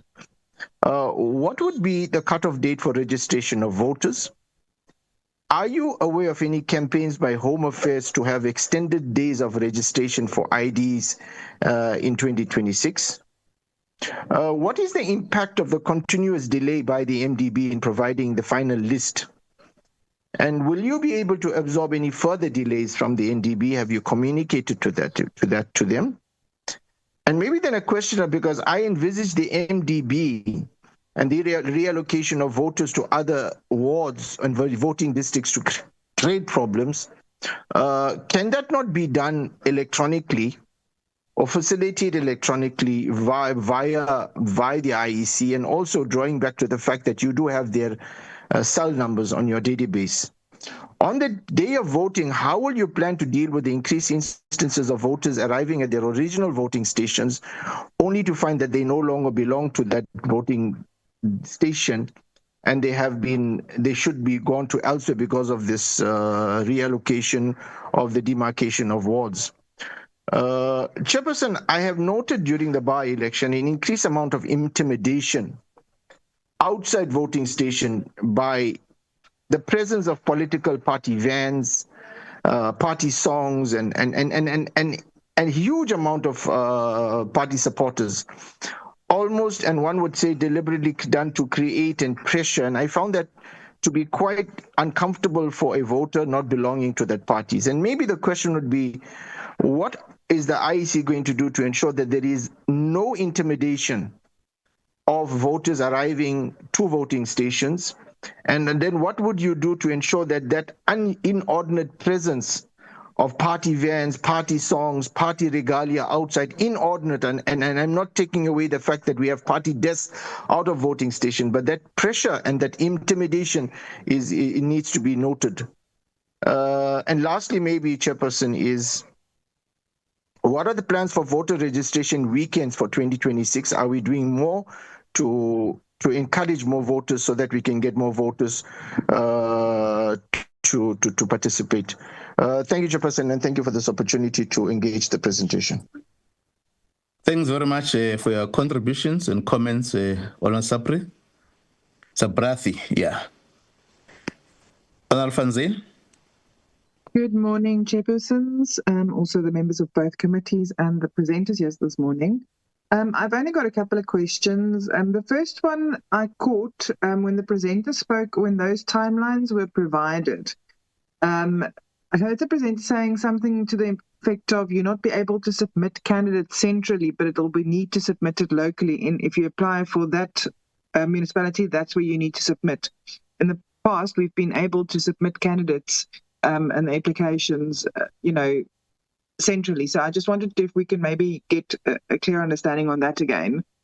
Then on the, the voter participation survey that you did, it showed that 49% of eligible citizens intend to vote, and that the trust, obviously, in democratic institutions continues to decline. So what concrete steps beyond the sort of generic civic education will the IEC take to reverse that voter apathy, particularly in municipalities where service delivery collapse drives people away from voting? Because, the IEC needs to be independent in their approach to get voters to go and register and to vote, because that's the only way really that their circumstance will change. So I think the IEC really needs to think of better strategies, and what would those then be? Then the voters' roll, as obviously we've seen, decreased by 61,442 voters compared to the 2024 NPE roll.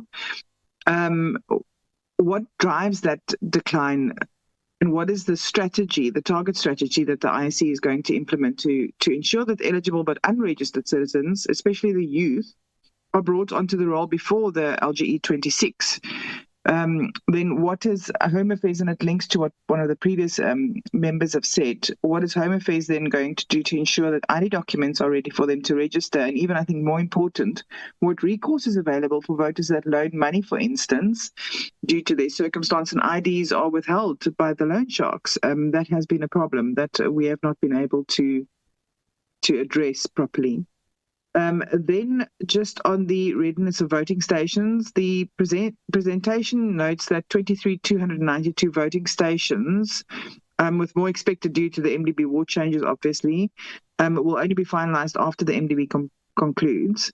Is the IEC confident that the late finalization of the ward boundaries will not compromise the readiness and suitability of voting stations, especially in rural municipalities where venues are limited? I come from a rural area and I know the situation. So what are the timeframes that we are looking at? Yeah. I think that's all for now. Thank you, Chairperson.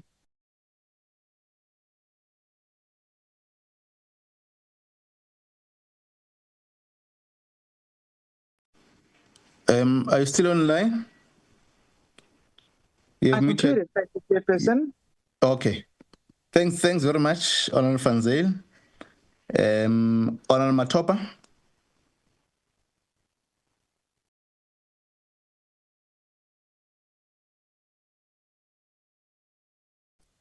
Thank you very much, Chair. Greetings to the Chairperson of COCTA. Good morning, colleagues. Good morning, honorable members. Let me also appreciate the presentation, Chair, and also just make mention that the honorable members has extensively covered the realities on the ground, Chair, which I'm not going to repeat. The IEC has made solid progress in its legal, operational, and logistic preparations for 2026 local government elections, which expanded voting districts, strengthened recruitment, and upgraded technology systems. However, the biggest threat is not logistics, but voter apathy. With only 49% of eligible citizens intending to vote, this poses a serious risk to the legitimacy of our municipalities. We must urgently address misinformation, voter roll accuracy, word boundaries impacts, and finalize outstanding legislative amendments.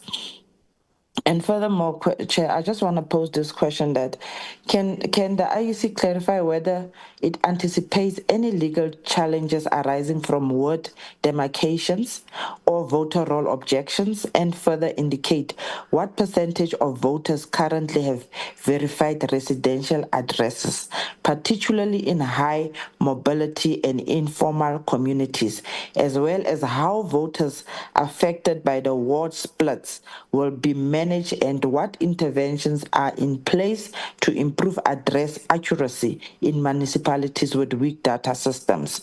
And I further want to just mention on, I heard the commissioner presenting that the usage of mobile stations. My question is, how safe are the votes?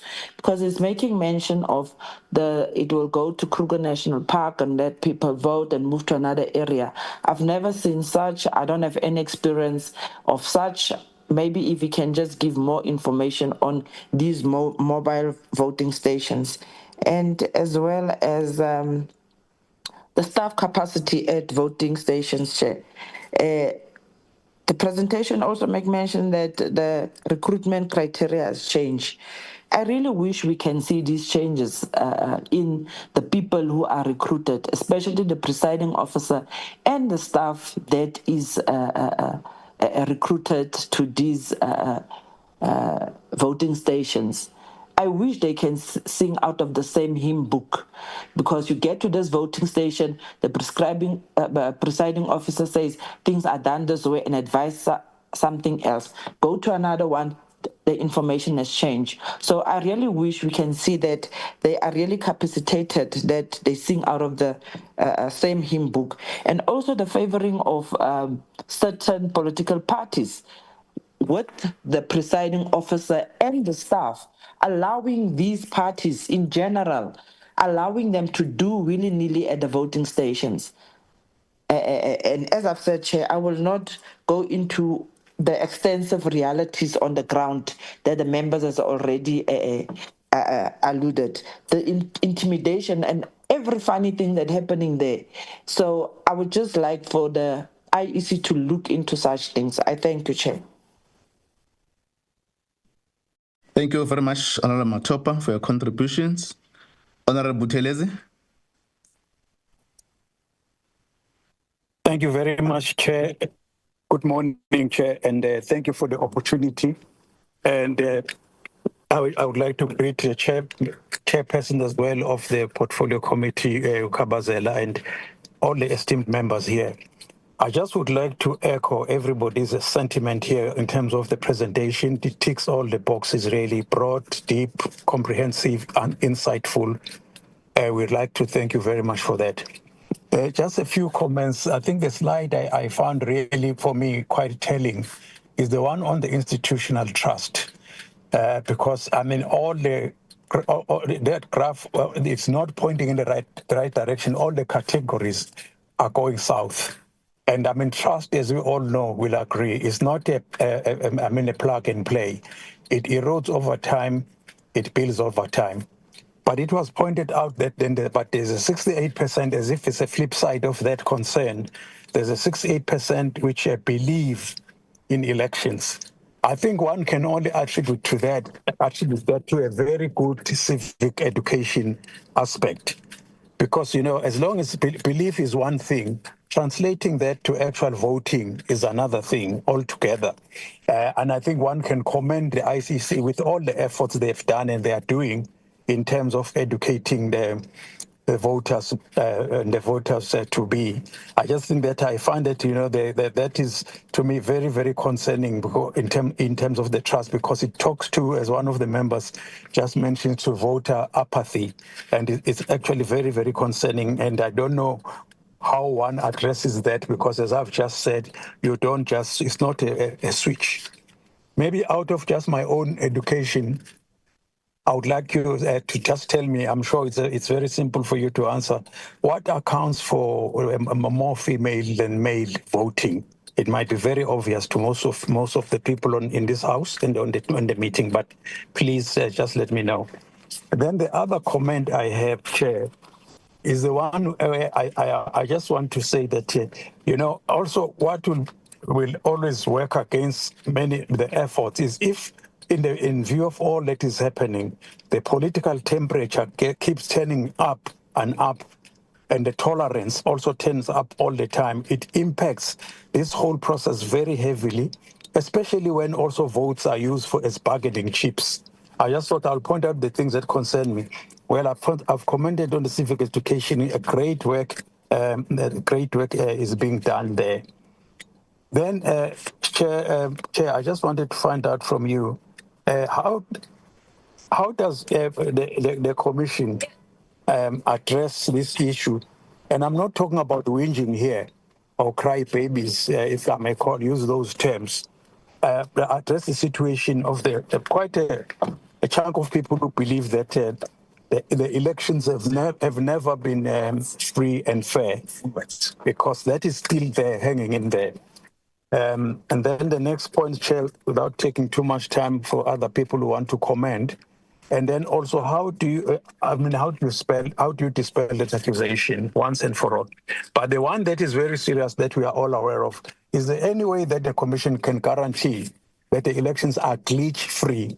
Because when these glitches happen and there's a dead spot in the middle of elections, it casts a very long shadow over the elections, and really it has played a major role where people are asking what happens during that spot. I think it's very concerning. And then last but not least, I want to also get an understanding from the Commission, Chair, through you, a very, very deliberate and very clear involvement in terms of cooperation on the elections at large of traditional leaders, because they are, overseeing a big chunk of our people countrywide. What extent are they utilized, or involved, included in the efforts towards the elections, focused on them deliberately?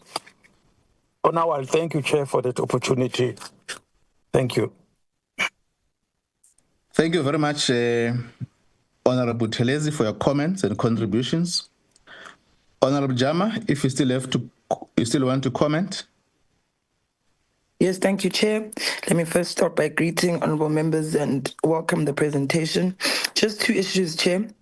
The first being around our voting centers. I think previously we had engaged as a portfolio committee with the IC around sort of universal design, and this is for the purposes of persons with disabilities, and this doesn't really come out. So when we're thinking about the suitability of our venues, I didn't really get a sense if this is something that has been a consideration. So sure, would think of the size of these venues, but are we thinking around the capacity to be converted into venues that are accessible for persons with disabilities? So that didn't really come out, so I just had a question on that.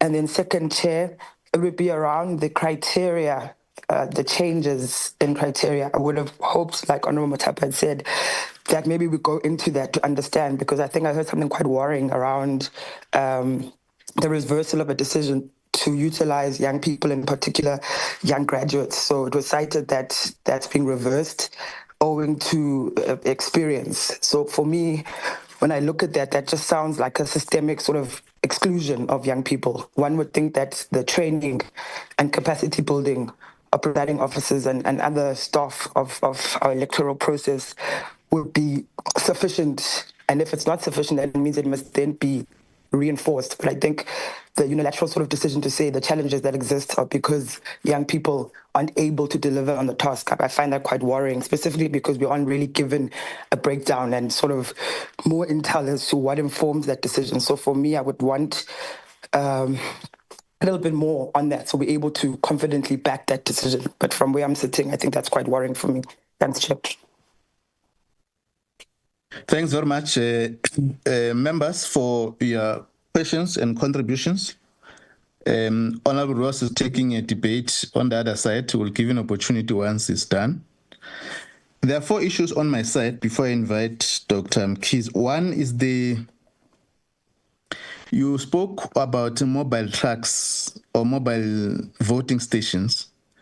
You have cited Kruger as one of the demonstrations that the size of the electorate. I wanted to check what determines the movement of the mobile trucks, mobile voting stations. If you move from, let's use Kruger as you have indicated, you move from Letaba station towards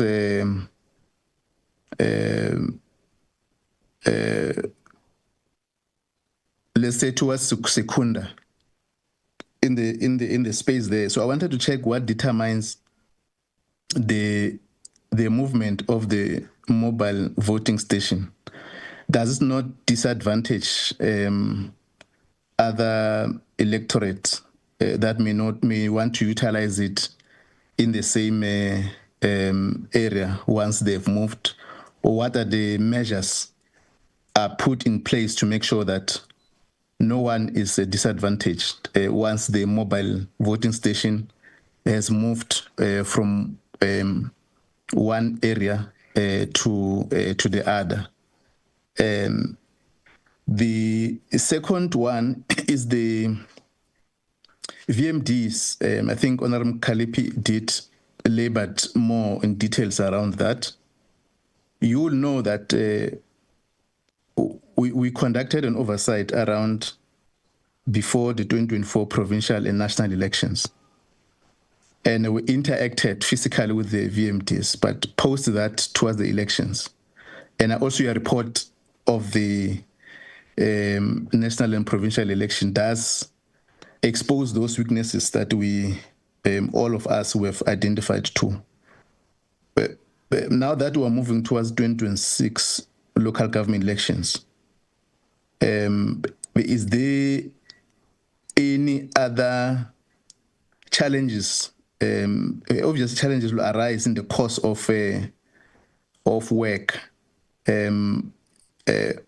What are the mechanisms that you put in place to make sure that at least we enhance these VMDs, and that will require also the joint committees to conduct the same oversight in the year towards the local government and for a proper demonstration of these VMDs. I do understand that in the absence of the challenges that will arise, formal or manual facilitation will be carried.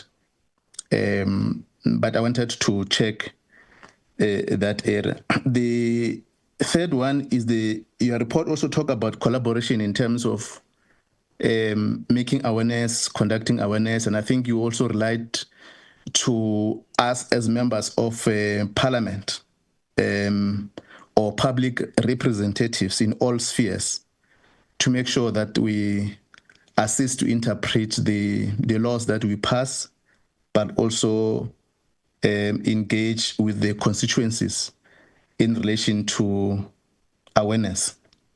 To what extent is your engagement with the Department of Home Affairs? It has been raised here, and I'm sure they are here. The Deputy Minister and the team will also get opportunity around the time for collections of IDs, usage or temporary IDs.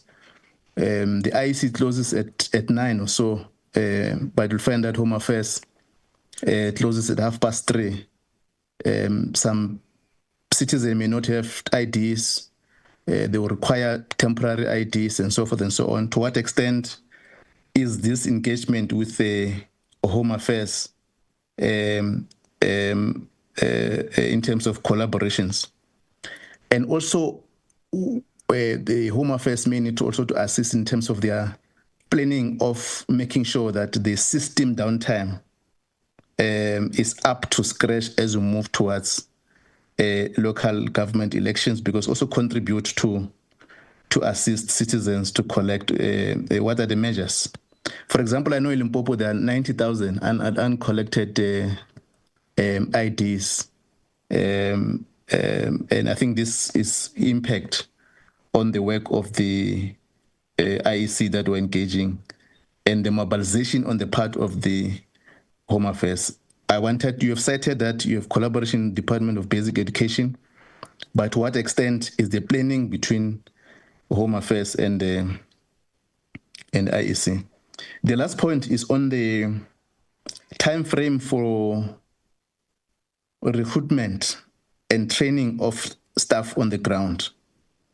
The experience of the last elections demonstrated that And I think also in your report of the provincial national elections, you have highly indicated that there are some areas where your staff could not, in the VDs, could not even understand what they're supposed to do, and to facilitate the election, to interpret the work of the elections. The time frame, now that you are preparing for local government elections, when are you going to conclude recruitment and also the training sufficiently of the staff throughout? So those are my comments around that. Dr. Mkize, Chairperson, let me check, Honorable Ross, if you're back before I invite Dr. Mkize, because I saw your hand earlier on. Yes, thank you, Chair. Apologies for that. I thought you'd be finished by the time the mini plenary was on. Chair, if I may proceed, first of all, greetings to the COCTA Chair and colleagues, and also to join in the congratulations to the Commissioners Moepia, Pillay, and Ms. Pitso. And a special greeting to Ms. Pitso. I think, the Home Affairs Committee is very excited and enthusiastic in the fresh perspectives that you're going to bring. And we wish you all the very best in your new venture. Chair, I'd just like to really focus a bit on the VMDs. There's mention of the coding of the voters roll app. And I'd like to understand when will this validation take place? What kind of timeframes are we looking at in terms of if the app is almost done and there's validation happening? By when can we expect that to happen, and when will we have access to that report? And then you mentioned that the VMD maintenance will be done ahead of registration weekends. So is there also some sort of a testing process involved there? And then is the IEC looking at potentially getting additional VMDs for areas where they have struggled in the past? I think I've mentioned, the use of VMD data and the need to go and analyze VMD data afterwards and see how long have VMDs been down, where is that happening? There's tools like big data analysis and artificial intelligence that can look at vast volumes of data and identify trends and see where there are specific issues with VMDs, where you might need to have additional VMDs, for example. So I'd just like to get some feedback on that, so that we can be assured that the VMD issues will be resolved in this election. I think it's critical, Chair, because the last two elections, VMDs has been such a key feature. And unfortunately, voters have been turned away, waiting for somebody to wait for a VMD. It's a really critical issue, Chair. Then secondly, on the legislation, we obviously have some legislation to pass. Is there an indication of what the deadline is in terms of your timeframes from the IEC in terms of when we need to be done with our legislative process as Parliament? Then the issue of misinformation and disinformation, which Honourable Matopa touched on and we've raised before. If we could just get a bit more of an indication of what the IEC's intentions are in this regard, looking at misinformation and disinformation, whether there'll be a slightly proactive or monitoring approach, or whether there will be a more passive approach where there will be a system that people can report misinformation and disinformation, and then it will be assessed. And then finally, Chair, the committee made a recommendation that consideration be given for the websites of the IEC to comply with the accessibility requirements for persons with disabilities and challenges. I'd like to understand where the IEC is on this in terms of ensuring that all their web portals and digital platforms subscribe to these standards. Thank you, Chair. Thank you very much, Honourable Ross. Chairperson, Dr. Mkize.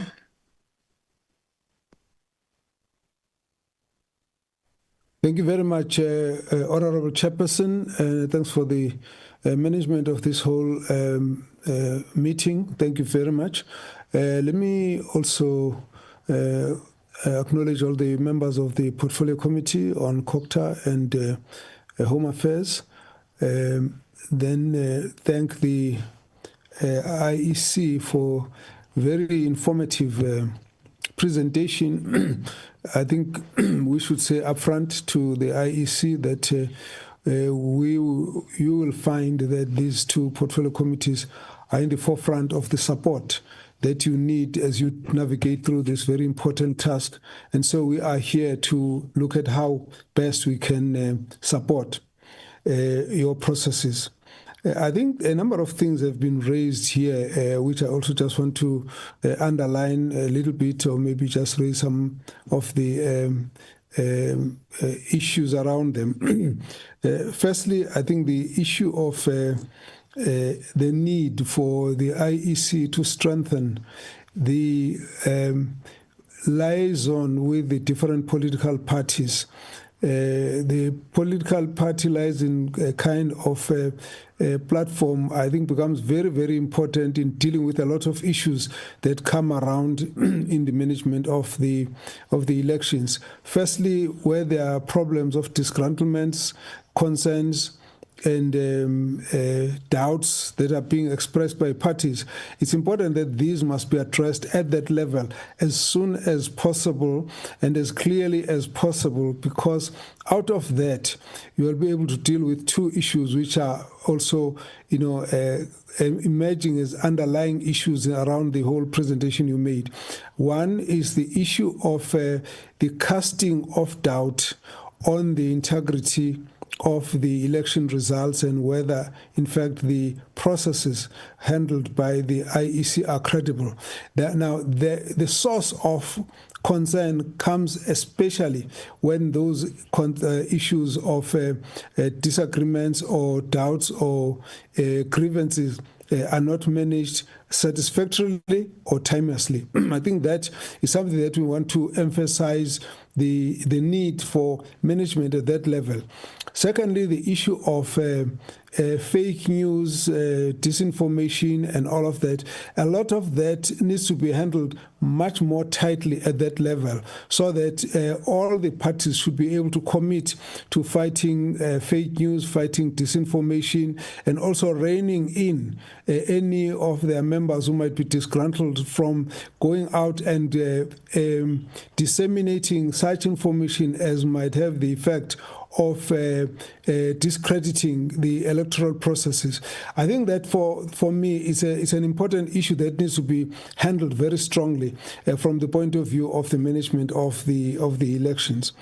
Now, having said so, I also believe that your report, your presentation is quite telling, particularly the issue of the attitudes towards elections, because effectively it doesn't matter what the IEC can do. You will not, on your own, as IEC, change the attitude of the electorate to the election processes and election system. Particularly, we've seen the large, a large number of people who might not be interested in participating.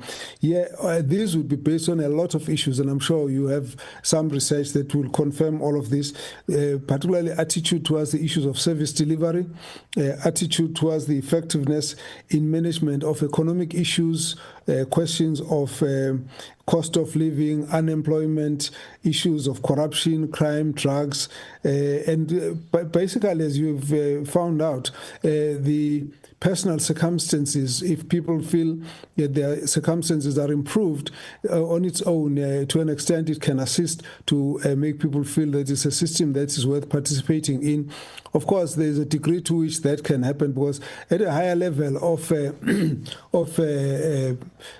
economic wellness of the country's situation and individuals, you might also find that people don't think that it makes any difference. So just a matter of different experiences. But my point is that it's not the IEC on its own, through its own processes only, that can help to improve, because ultimately, fundamentally, the issue is about the attitude towards the performance of government and the contract between government and the citizenry. An interesting issue for me. We've just recently came back from a study on local on elections, particularly on the issues of hung municipalities, and it does appear to me that the one issue that is clear is that there would be economic wellness and stabilities that might also determine the degree to which the electoral process attracts candidates. Now, we were looking at Denmark, where they have a challenge attracting candidates into to become members of to become public representatives. There is a very, very tricky thing where people just at a drop of a head they just want to drop out, and so they've got to go all out to persuade people to be interested in being being candidates. Now, when you look at our situation of 102,000 candidates who qualify, it does indicate that even though everyone knows that the vacancies are only 10,000, but at the end you'll find that there's a whole lot of issues around the economic factors as well. I think to an extent candidacy is one major form of employment opportunity. So there's a slightly different culture where we are as opposed to some of the countries, and this is something that the country has to work on over a long period. But it does tell us that in fact a lot of people are interested, not only because they want to be public representatives, but because for some people this is a very worthwhile opportunity for employment. And so, therefore, it becomes quite worrying when you see, on the one side, candidates, interest is very high, but the interest of the public is declining to a point of, so much, say, high percentage of disillusionment. So that divergence is something that we need to worry about, because I think in the future, it's something that basically will create a lot of instability, where there are a lot of people, those who are interested in their career as public representatives are very many. They are interested, but there's a misalignment with the public that is supposed to be represented, who are disillusioned, even though the numbers are high of those who want to be public representative, but the numbers of those who believe in them is very, very low. So I think it also shows, as you are indicating, how some people are beginning to degenerate towards more familiar, more localized, more parochial forms of governance, and there was a big story in the past few weeks about the numbers. 42%, I think, quoted as being interested in, that they would support a military takeover. Now, it's a discussion that we have to really take quite seriously as well. So that was just a general comment on the points that you are making, that is already outside your research. We're already seeing it on the ground, that it's an issue that does require a lot of attention. One of the concerns that we've got with the Portfolio Committee on COCTA was that we had believed that a system of stabilizing coalition government amongst the hung municipality would be in place, but it does appear to us that the processing of this bill is taking so long that it may not be useful or may not be possible to conclude before the next elections. And so we would have actually felt that it would have been an opportunity to help to structure a framework that would be useful for the next 5 years of local government, especially having seen the instability occasioned by the regular votes of no confidence that have created various, frequent changes amongst the various municipalities. So it's an issue that we basically are just concerned that there is no progress in this regard. The other point that I think you have raised, and I mentioned it a little bit earlier, is the question of the questioning of credibility of the IEC and integrity of the results. I think members have raised this point, and I think we need to find ways of how that can be dealt with. I mentioned earlier of how this could actually be assisted by the political party liaison processes. Now, You also indicate that there might be an amendment of legislation that is unavoidable at this stage. We did not see any mention on your milestones on when this is expected and how long it will take. And I want to just indicate that we shouldn't take this issue lightly, because whether the bill is technically, whether the amendment is technical or not, the processes in Parliament might actually just find that there are constraints in terms of the public hearings that are necessary to make the legislation qualify for acceptance, as we have seen in the previous case where there's a bill that was struck down on the basis of inadequate consultations, particularly if you are looking at Section 76 bill that's going to have to have a huge role of the provinces and local institutions. So I think we need more clarification here. Will you really make it if you want to look at an amendment at that level? So those for me would be some of the areas that might need to be clarified. But having said so, I think a number of issues have been raised by the members, so it would be good to just further clarify this, and you can at least count on us to be there to give the support that is necessary, but let's just deal with the clarifications. Chairperson, thank you very much for now. Those will be my comments. Thank you very much. Thank you very much, Chairperson Dr. Mkhize. Commission, I will now invite the CEO, Mama Bolo, because there are many issues that we raise. You'll use your delegations in terms of, then after that, we'll invite the chairperson of the commission. We'll then invite the Home Affairs. There are issues that we raise on the Home Affairs. Then we'll invite the TM. Mr. Mamabolo? Thank you, Chairperson of the Portfolio Committee. I've tried to categorize the issues, and I'll then defer to my colleague Shiburi and Mosri to the extent that there may be residual matters which are not attended. The first area that I think it's important to deal with is the VMD, because very specific questions have been raised about the VMD. First of all, the bug that was found in the voters' roll application of the VMD has since been corrected. And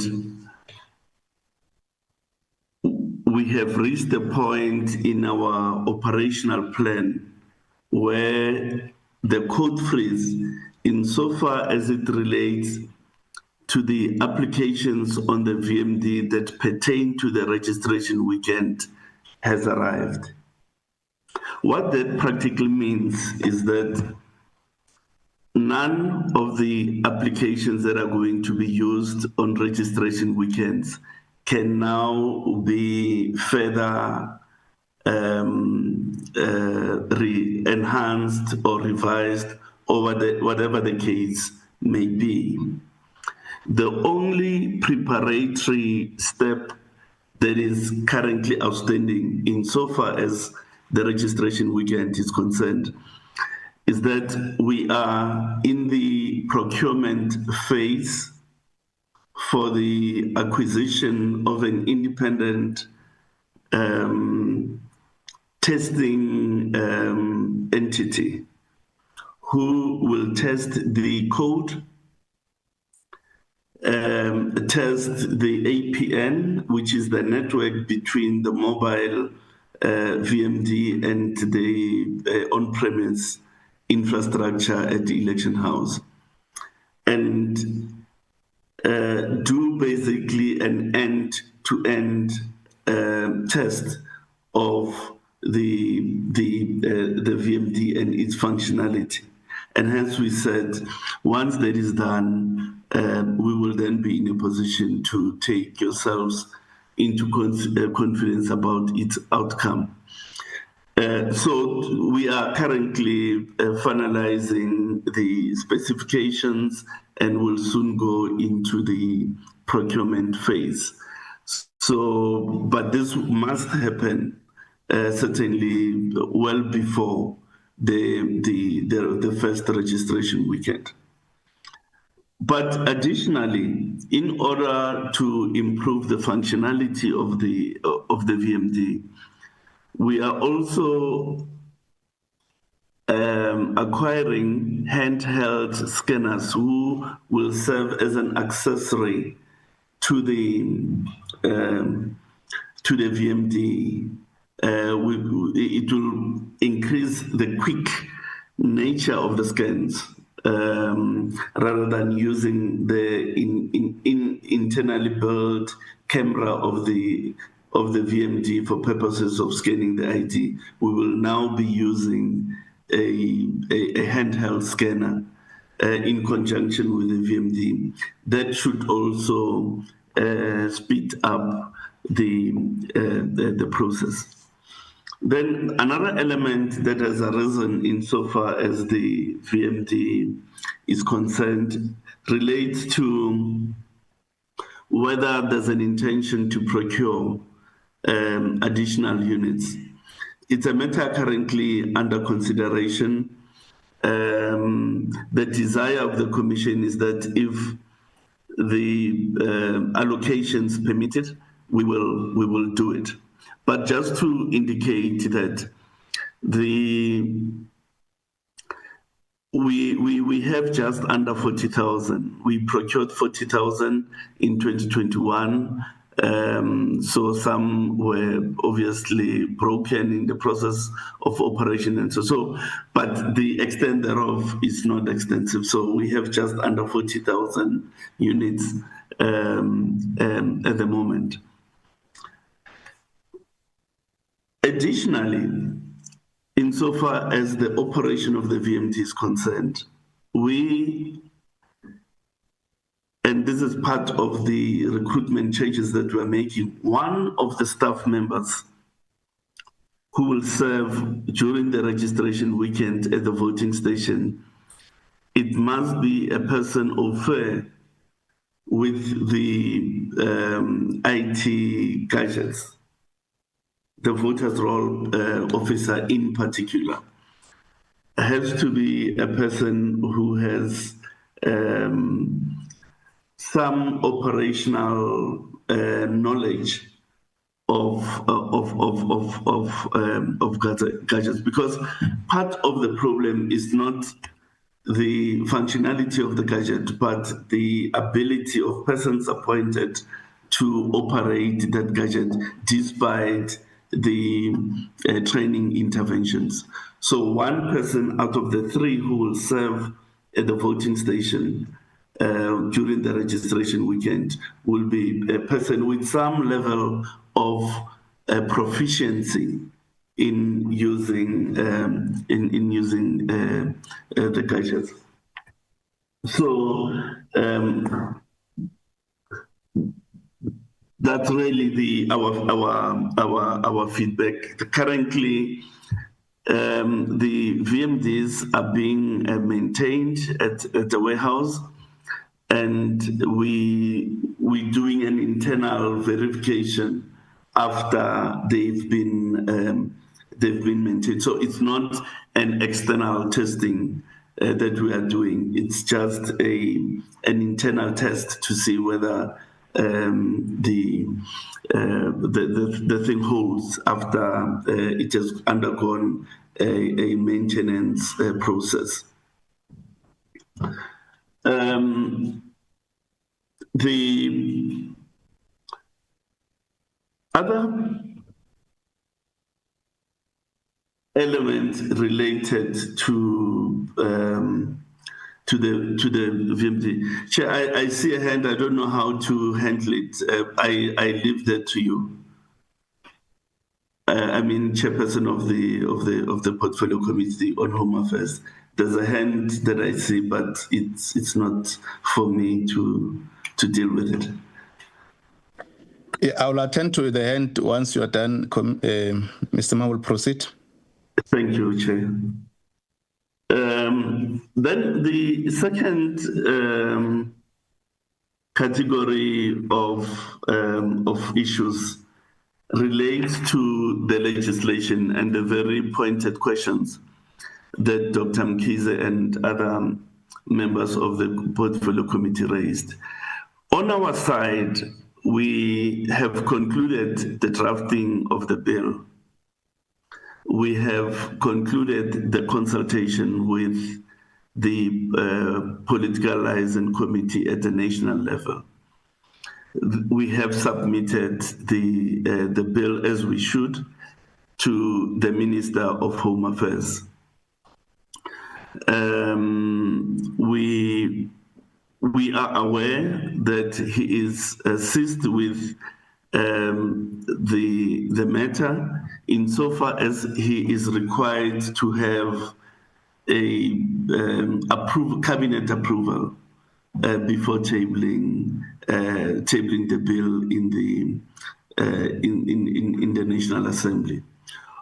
We are alive and worried about the timelines for the processing of this bill, and our chairperson was intending to engage with the Honorable Chairperson of the Portfolio Committee on Home Affairs to consider possibilities of a joint briefing between Home Affairs and the Select Committee, and perhaps when we go out on public consultation, doing a joint process, because we can't remove that step. We need it. Failure to have that step would have very negative consequences for the process. But we felt that perhaps if there's a joint briefing to the two committees, and when they go out, they go jointly as the two committees. Of course, the legal competency of that proposition have to be tested. Our view, Chair, is that it would be desirable if the bill was passed before April next year, because then all the issues that are a substance of that bill have to be institutionalized and socialized into the whole electoral environment, in the commission, with the staff, with the political liaison committees, and so on. Then, Chair, the next issues that arose relate to social media and disinformation and our capacity to deal with it. The disinformation that is perpetrated during election time holds a very deleterious impact on the credibility of the process, such that left unattended, the freeness and fairness of the elections may be vitiated.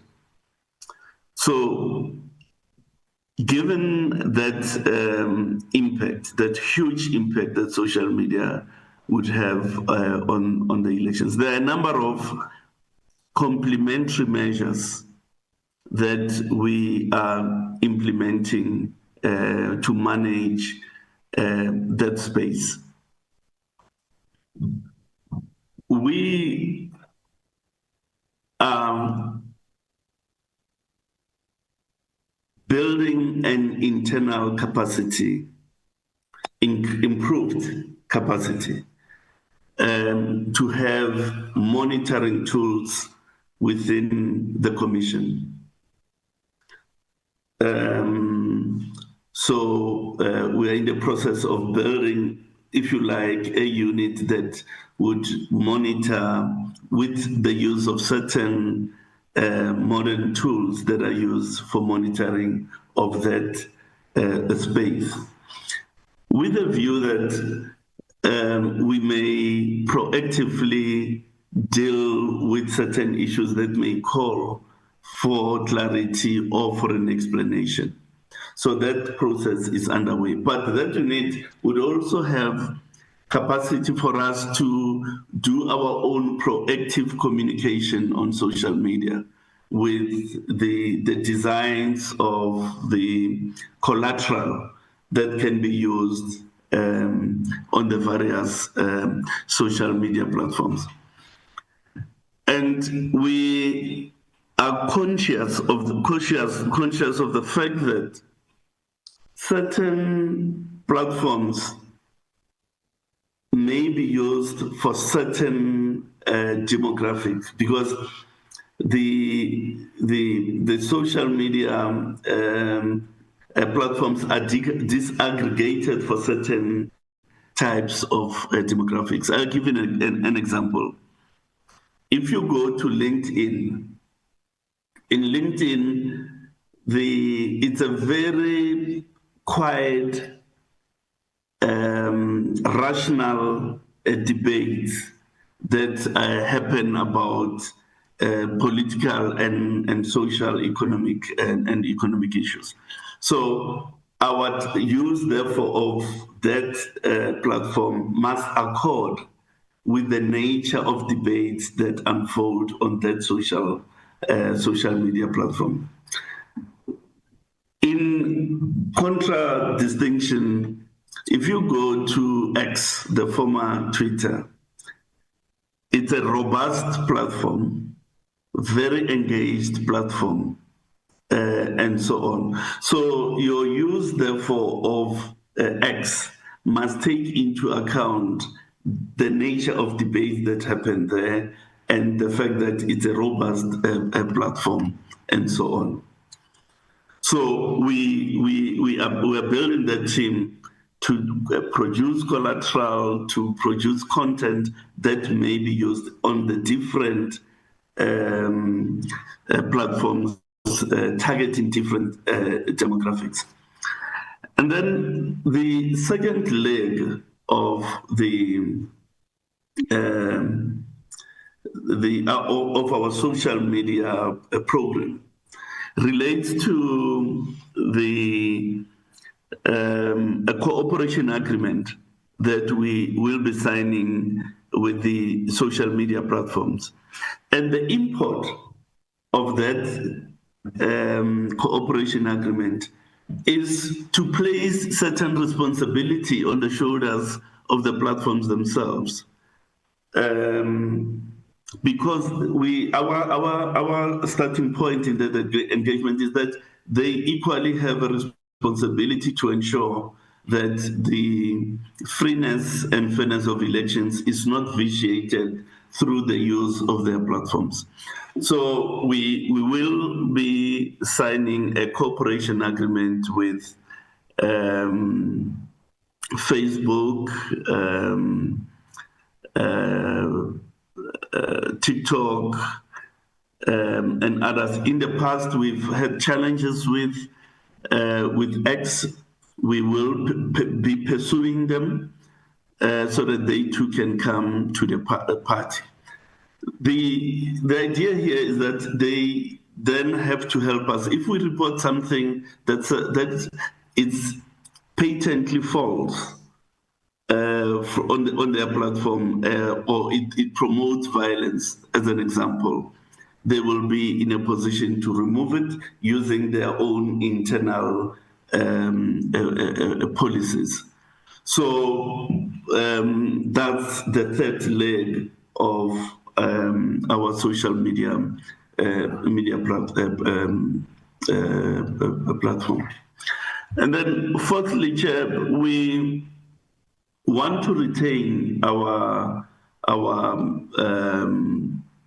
cooperation with Media Monitoring Africa because of the platform that has been built for reporting incidents of misinformation. And how that platform would work is that a complaint will be made, a reference number issued, and the complaint will be referred to a panel, independent panel, who will evaluate the complaint and see whether that, in fact, it's a violation of the common rules of engagement in the political sphere. And if it does, then they'll send the report to us, and we will then request either Facebook or whatever platform it is for the removal of that.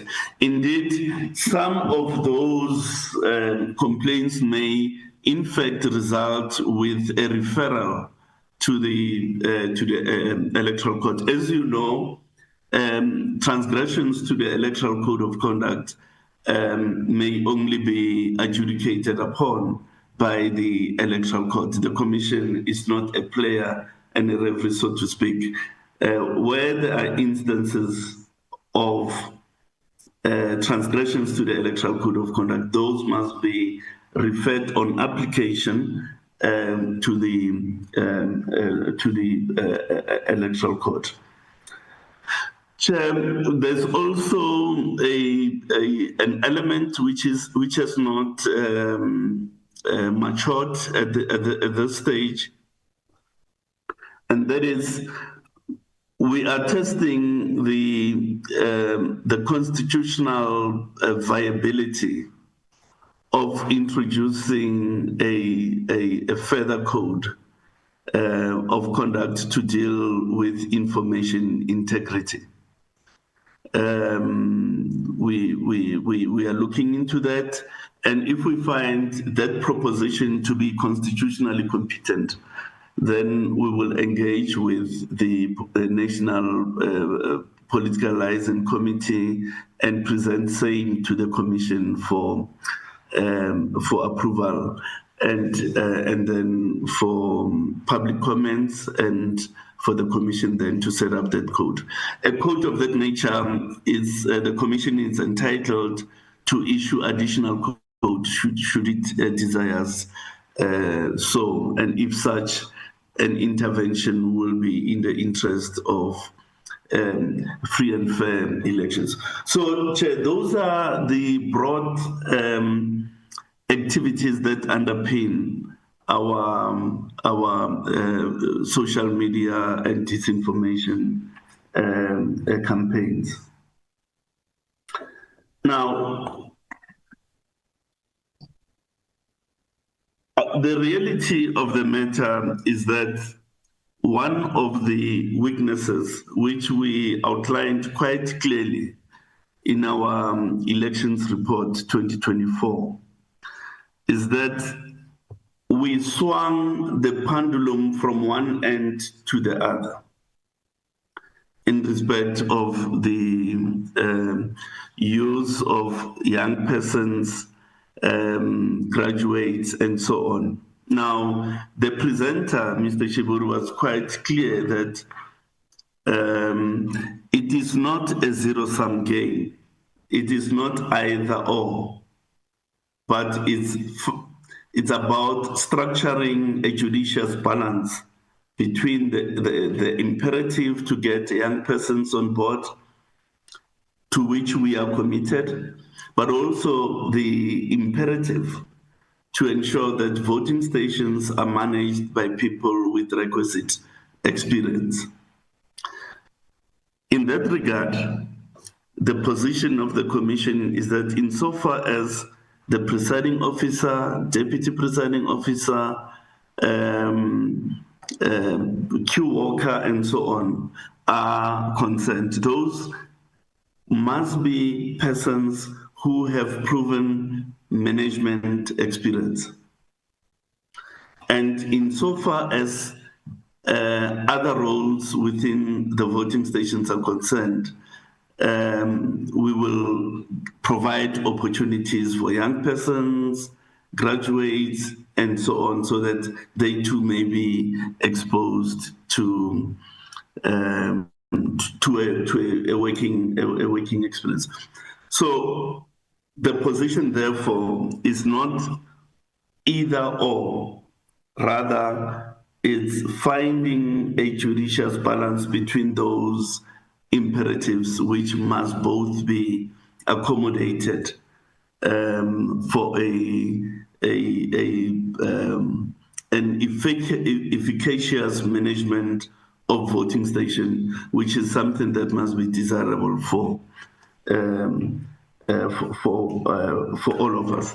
When do we are starting with the recruitment of presiding and deputy presiding officers in the beginning of the new year, and provincial trainer sessions. Some have started in this December month, or rather are starting in this December month, and others will begin upon return next year. And after the provincial trainer sessions are done, then training for registration will roll out. Mindful of what I said about the need to have the voters roll officer being proficient in the use of ICT. An issue that has just emerged recently is building capacity for doing monitoring of that training, so that there is some measure of monitoring the quality levels of the training and so on. Of course, this is over and above the competency assessments that the trainees have to do and pass. So even beyond that, there's a initiative to think about putting together a monitoring capacity for the training process. Then, Chair, the next issue related to voting stations.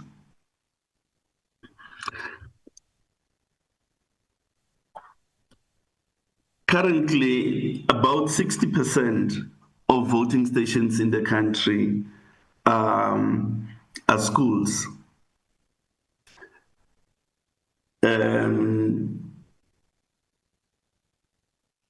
But even schools don't have the same level of amenities. There are schools that are well equipped, and there are schools in certain parts of the country which are not well equipped.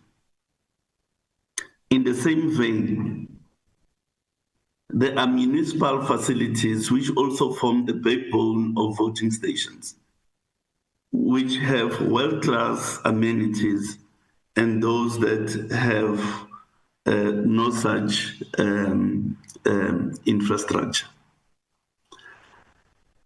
The Commission's desire is to put every voter in a decent facility so that they can express their profound political rights in circumstances of reasonable dignity. That's the desire of the Commission. The reality of the matter is that there is uneven development in the country. And the practical manifestation of that uneven development in the country is that there are places where there's a dearth of requisite infrastructure. The Commission will try to supplement what is available. For instance, if it's a primary school in a deep rural area, by providing ablution facilities there, putting in a water bucket or some such things so that there's availability of water and so on. So in a sense, the Commission uses what is available to it. And the Commission prefers to use permanent facilities as against temporary facilities. But the reality of the situation is that there are areas where even the bare minimum is not there, forcing the Commission to use tents and related things. So we've just concluded the project where we are assessing each one of the voting stations for their suitability. And of course, if there's a facility that's better within the voting district, we will go to that better facility at speed. So that process, we are looking at all the amenities. Is there enough sitting? Is there access for a person on a wheelchair, for instance? Are there ablution facilities, male and female? Is there running water? Is there a cell phone signal? That's the work that we just concluded. Reports are being filed in respect of each of the voting stations. And a fundamental question also, can this station handle multiple substations within a voting center? Yes and no. If not, then what do we do? Do we create a new VD and break that voter's roll in that manner? So those are tactical questions that have been looked at the moment using local knowledge, because you do need the local knowledge of the area to be able to make those tactical decisions. The process will culminate with us going to all local party liaison committees and saying to the local party liaison committee, we've been to the ground, this is what we found, this is our proposal for a voting station in this voting district. Here, because of the size of the voters' roll, we believe that the current voting station is inappropriate. Therefore, let's use an alternative if an alternative is possible. So the finalization, therefore, of voting station will happen in conjunction with political parties participating in the local party liaison committees. However, my colleagues in the provinces have requested me to raise the fact that at the moment, the attendance level of local party liaison committees is not where it should be. So to the extent that we may be members of parties, I think it's important to take that message to say this is the moment when critical logistical decisions are being made about the elections. It doesn't help to start being active 2 months before the election, because all the major decisions about voting stations and their suitability is being settled at the moment. And so it is possible, therefore, that there's one voting station here and there where it's nothing. That crèche is the only permanent facility available in that community. If there's anything better, as I said, we'll go to it at speed.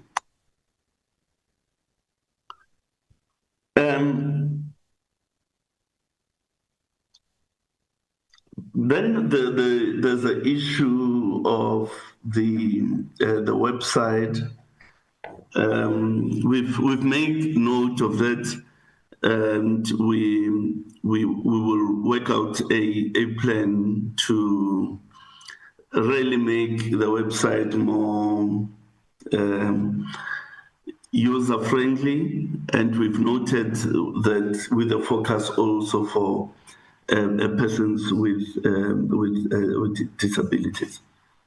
Now, there's also a question that has arisen about the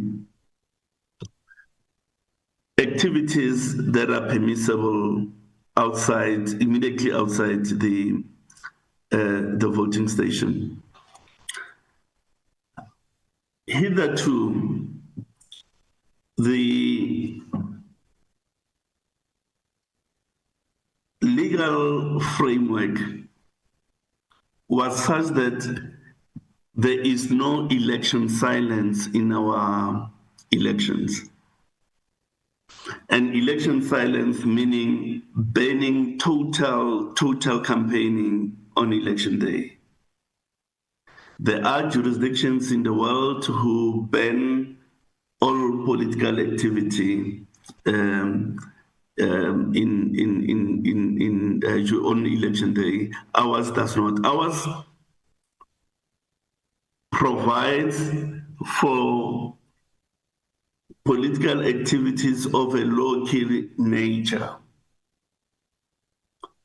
such as motivating people to go out to vote, and that last bit of persuasion of voters. What the framework does outlaw, though, is any organized march, demonstration, rally, and so on election day. So organized forms of public events are outlawed on election day. The tables and tents that are set up outside of the voting stations, it's a matter that has preoccupied the attention of the Commission for a while, because there's been this persistent complaint that they sometimes no longer serve the intentions for which they were established.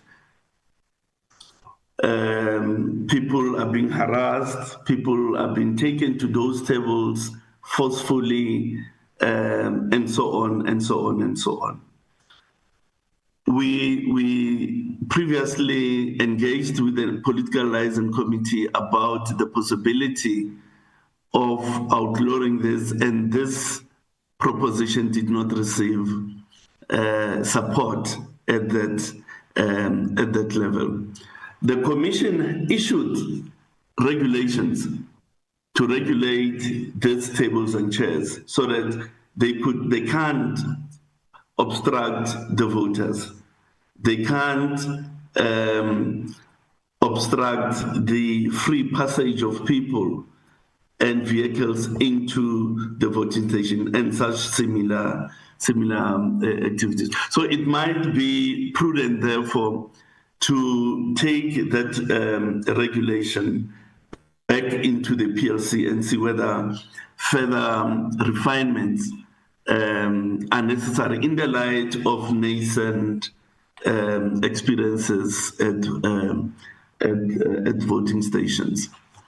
But there's an issue that I think requires clarity. The authority of the presiding officer is limited to the boundary of the voting station.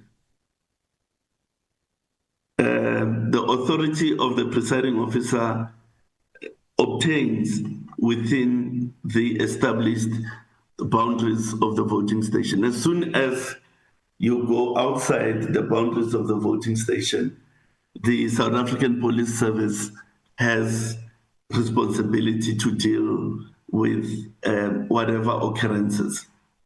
So the presiding officer can't leave the operations within the boundary to go deal with political party tables outside of the voting station. But there is certainly a need for us to take the commission regulations on permissible activities outside of the boundaries. Now let's repeat this. There is a need for us to take the regulations of the Commission on activities permissible immediately outside the vicinity of voting stations. The delays in the ward demarcation process. We have worked well with the Municipal Demarcation Board. It's our sister independent body. We have agreed with the board that final wards will be handed to the commission on the 10th of December. And a media event is being planned for that purpose on the 10th of December for the receipt of final awards.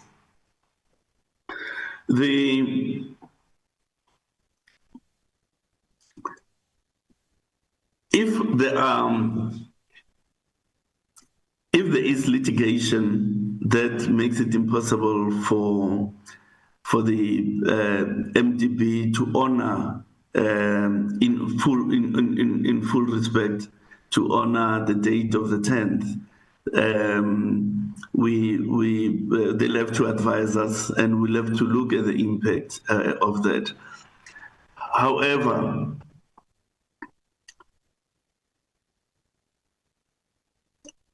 I think it's important that we make it quite plain to both committees that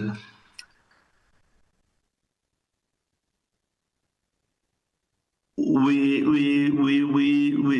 have to, our approach will be informed by what is practically possible.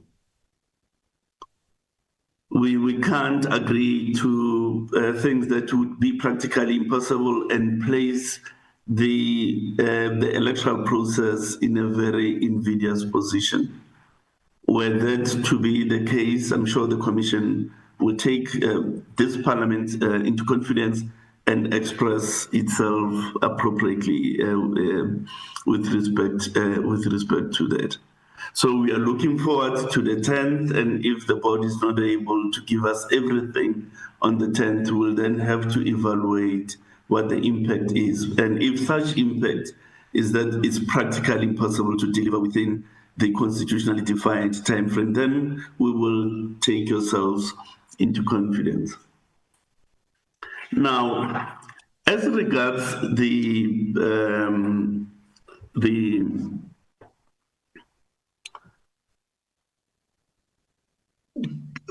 date and the constitutional timeframe, yes, it is always open to Parliament to amend the Constitution if it thinks there's reason to do that. So an ordinary legislative amendment would not, in my view, be sufficient to deal with the issue.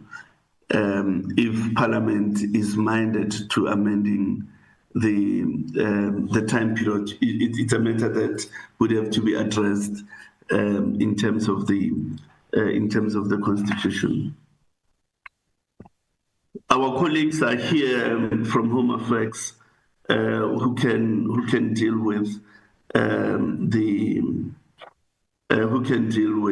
the ID issues, the loan sharks, and when they'll be opening. Except one thing that is needed for us to mention, and that is we have a close working relationship with Home Affairs. We exchange data. If there are issues, there are meetings that are held, and those are resolved. We serve together in the interministerial committee on elections, and where there's the exchange of plans and related things. Now, candidate nomination submission centrally, that will still be possible. Chairperson of the session, through your chair, I would like to give my colleagues, Mr. Shiburu and Mr. Mosri, an opportunity to deal with if there may be any residual questions that perhaps escaped me through you, Honorable Chairperson. No, thank you very much, CEO, for going to details in terms of all the issues that were raised by members. Before that, I will invite Honorable Kalipi if there's a matter she wants to raise. Honorable Kalipi. No, thanks, Chair. I was listening to the response from the CEO. I wanted to remind him that my question was about the VDM. I wanted a specifically answer to take us through what is the role of it. Because in some instances, Chair, so it does not work, but the voting continues. So I hear him explaining that it has been attended to in terms of the service, they are ready and so on. But what is the role of it? Because at some point, as I mentioned, that if it's not charged, if the battery is flat, the voting is continuing. So what is the use to have it in the voting station? Because it caused a lot of problems when our party agents call us left and right to say, this thing is not working, this thing is not working. So if we understand as members of parliament, kanti yini vele le VDM izokwenzani, and then maybe we have a better understanding of its role. Okay, thank you very much, Honorable Kalip. Can I check members before I invite, I will not go back to the CEO, I'll go to Mr. Shiburi and Mr. Mosrin, then I go to commissioners. Members, is there any other matter you want to raise out of what the CEO have raised? Follow up? Okay, thank you, Honorable Kalipi. I think, Mr. Shiburi, you will also take the matter that Honorable Kalipi has raised on our behalf. Mr. Shiburi? Thanks, Chair. Upfront, let me withdraw the statement that I made in relation to candidates. It was not intended to be disparaging. It was limitation of language on my part. The question that the member raises about the functional value of a VMD at a voting station. A VMD serves twin purposes. One, following the decision of the Constitutional Court in improper matter in 2016, a voter must appear on a voter's roll with an address where an address exists objectively. So the VMD was specified to assist us to capture an address of a voter and to assign that voter to the correct ward at the point when they registered for the first time. That was the principal purpose of the VMD. In 2019, faced with unproven allegations that certain voters were able to vote more times than they were entitled, we then reworked the voters' roll to also maintain a voters' roll app so that it assists us to check the ID numbers that have been issued with ballots at the station, and also to confirm those ID numbers and make sure that an ID number can only be scanned once and issued with ballot papers only once. So in other words, it maintains a centralized database and it updates real time where there is connection to the internet to avoid a voter presenting at Batlu primary in the morning and proceeding to Rosebank primary to vote in the afternoon. In those circumstances, the VMD online will pick up that that voter has already participated in an election. That presupposes that the voter would have been able to remove the indelible ink, and because Section 24A is no longer available by demand at the station, that risk is substantially diminished. That concludes, I think, Chair, the residual issues on my part. Thank you very much. Thank you, Mr. Shiburi. Mr. Mosra. Thank you, Chairperson. Good day to all honorable members. Just probably three issues. One, the population register vis-a-vis the voters' roll will not necessarily cure voter turnout. What it may also do is to exaggerate the low voter turnout. If we go that route. Secondly, people who are registering to vote, they have very clear intentions to participate and be the electorate. And if you look at a composition of the voters' roll, it also locates people geographically. Those elements of building up a voters' roll are far more important than to assume the population register will provide all of that. However, we do have a very close working relationship with Home Affairs in the compilation of the voters' roll and the accuracy of ID numbers. That also, Chairperson, I may confirm that we do have a close working relationship in various campaigns to continue supporting registration of voters, and in particular young voters where they have their IDs. Second issue, Chair, that I want to touch on briefly are all the questions that relate to voter attitudes, perceptions around participation. Indeed, the trends in the research and the outcomes of election point downwards in terms of participation. And part of that is the cohort that Mr. Shiburi referred to of disillusioned voters. What came out of our recent study, Chairperson, is what influences this cohort amongst many variables is the element of negative campaigning, negative messaging by contestants. And in line with what Dr. Mkiza said earlier on, that particular variable cannot be cured by the commission. It actually requires the contestants themselves to find means to campaign that are less negative. Built in there is messaging of contestants that undermines the authority of the Electoral Commission, cast aspersion on the Electoral Commission, that weakens the authority of the Commission or how the Commission is perceived by various voters.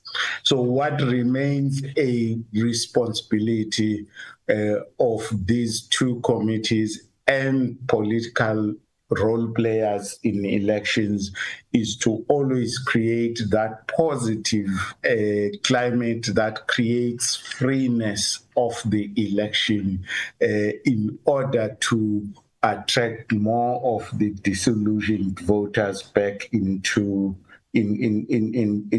participation. And part of the research that we did on the work of the decline of democracy pointed to the preference of voters of other forms of governance, which points towards the direction of authoritarian regimes and other worrying forms of government. And therefore, we do need to care about our democracy and how far we've gone as a nation. Now, Ndabezitha Sheng, it is indeed the trends as you outlined, all of those four in terms of voter behavior, voter activities, but we also have not done a study on why more females are participating, but it is a general trend. Whether you look at the voters' roll, there's more female citizens who are registered. In actual participation on voting day, it is a similar trend. Just to confirm that, working with disabled persons, we have various activities as the Commission, but those are very direct with the people in this space. We consult, we create things that give them accessibility. In particular for us is the UBT that is used by those who are dyslexic, those who are partially blind, those who are limited in terms of literacy, are able to use the UBT to protect the secrecy of their ballot. But beyond that, our website is also accessible to those who are deaf and blind, and this was shared by them in the recent stakeholder engagement we had with them. So in the work that we do in this space, it does cater for that. Those would be my three submissions, Chair. Thank you. Thank you, Mr. Mosre, for the responses. Honorable Mkhaliphi, I'm not sure the legacy hand. Chair, I'm still on this thing of voter management device. The explanation that we were getting here, it says that the purpose of it is to track if a voter has been voting before. So now if this thing collapsed as usually did, so what happened now? Why did we continue with the voting while the VMD is collapsed? Okay, I will want the commissioners to take the matter, but I want us to come back to some of the issues that we're discussing, including the VMD, in our next engagement in 2026. Okay, Chair, no, it's fine. So I wanted us to, and also a demonstration around this VMD, it will be important, but commissioners, you'll take up also this matter now that it has been raised by the committee, by Honorable Mkhaliphi. Commissioner Miabza, with the commissioners. Joint chairpersons, thank you very much for the rich questions that have come and the detail. Let me begin with appreciating the frankness within which issues have been raised and the manner in which we have engaged with them. On the issue of the VMD chair, I think in respect of what Honorable Mkhaliphi has raised, I think I will ask the CEO to deal with the question. It's very brief. I seem to understand. I think the sense is that what are the applications we have loaded on the VMD and what purpose do they serve on election day? The CEO has indicated that there are 5 applications on the VMD and only one of them gave us the challenge. And I think that issue can be resolved today, but it does not take away the opportunity for Honorable Mkhaliphi and members to appreciate that, and then later to come when we do the demonstration. So if you permit, I have only 3 points that I think are residual that I need to address, and the CEO may address that, and we should be done. The first issue that I want to address is the issue raised in connection with the private members' bill concerning the registration of voters, or the need for the registration of voters. We are not aware of that bill, but once it is tabled, we will engage with it, and as we normally do, we will give our honest considerations to yourselves, and that should not be a problem at all. The second issue is the issue concerning combined elections. This question comes and goes and comes and goes. It has arisen before. Parliament, at some point, as we understood at the Electoral Commission, was going to look at that as a policy issue. And they would come to us to engage and give our honest views. In a similar manner, we will again consider it once Parliament has considered the policy question, and we will give the considered views of the Commission. And so at this point, there is nothing before us to engage because there is no policy consideration, that is placed on the table for all of us to consider. We will gladly engage and deal with the matter. My pet subject and the last issue has been raised in the form that there are a number of credibility issues concerning the elections, vote rigging, results compilation, this and the other. These are very important questions. And these are questions the Commission and the administration spend significant amount of time and resources dealing with. There will be measures we will introduce in these elections coming from the lessons we have learned from previous elections and debriefings sessions with our electoral stakeholders.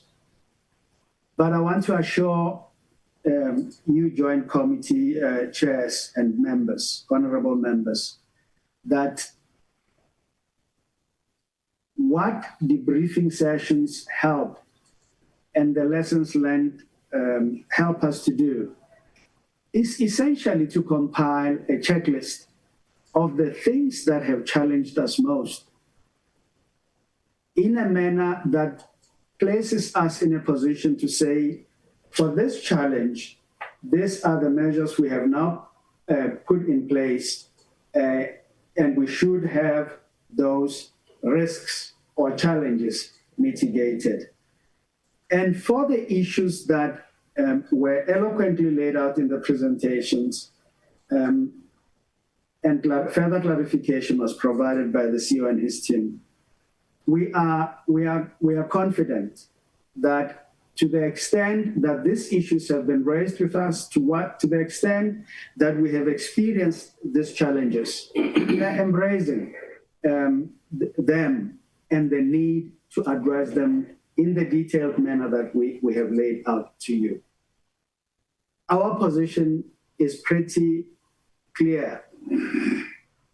We have to ensure that elections are accessible to citizens, that they are conducted in a manner that do not deny our citizens of the rights to vote. This brings me to slide number 9 that I want to call upon members to look at. A plea that I also had Dr. Mkhize addressing the chairperson of the Portfolio Committee on Cooperative. I think for our part, we want to embrace the fact that the electorate, through the research work that has been undertaken, there's a 10% that say that they may not participate if we don't get our act together. We have to deal with it. We accept that.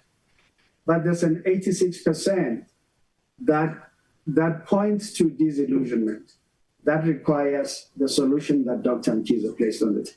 All of us working together and addressing the issues of concern, whether they arise from the trust in political establishments, the dissatisfaction with service delivery, whatever it is, those things are in there. And those are the biggest challenges we all need to confront. It will be an amazing piece of work if we work together to deal with these challenges. Chairs, I want to thank you. Members of the Commission, send your greetings and appreciation. This was our presentation. Thank you. So thank you, Commissioner Miepza. Is there any other matter, CEO? I get a sense that other matters will deal with them when you are invited to the joint meeting.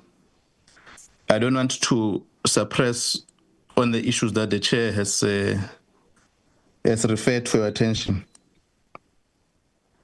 No, Chair, thank you once again. I think if the residual issues, we'll deal with them in the ordinary course of engagement next year. Okay. Thank you very much, Commissioners. Director General, Home Affairs. No, thank you, Chair, to the co-chairs, yourself, Honorable Chabane, Honorable Dr. Mkhize, and members of both the committees. I think there are about two questions referred to the department. I think the first one, Chair, just to confirm what the CEO and the Chair indicated, we have activated the IMC, the Interministerial Committee, focusing on local government elections, led by Minister Hlabisa and our Minister. That has been activated. I think they've had about 3 meetings.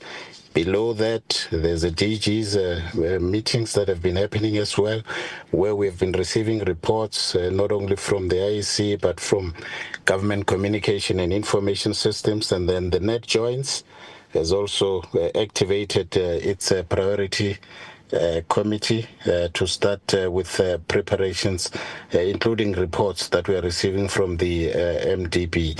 So that's the first one around the collaboration that's happening between ourselves, the IEC and other stakeholders that are key. The second issue that you raised yourself, Chair, was around the bill. Just to confirm that the Minister is currently seized with the bill. It has been sent to the Office of the State Law Advisor for an opinion.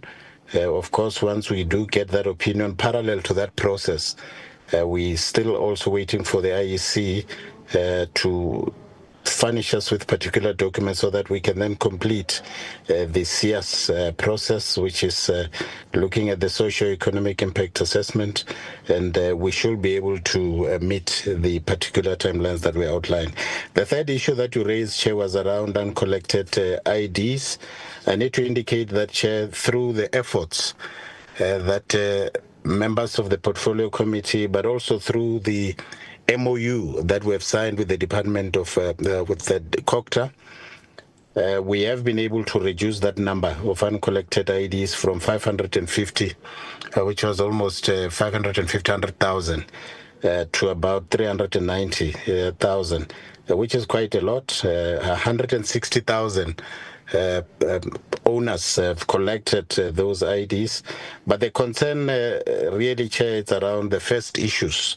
And those numbers stand at around 64,205 of young people that would have applied and still have not collected. But we are encouraging them through the various communication platforms that we are engaging in.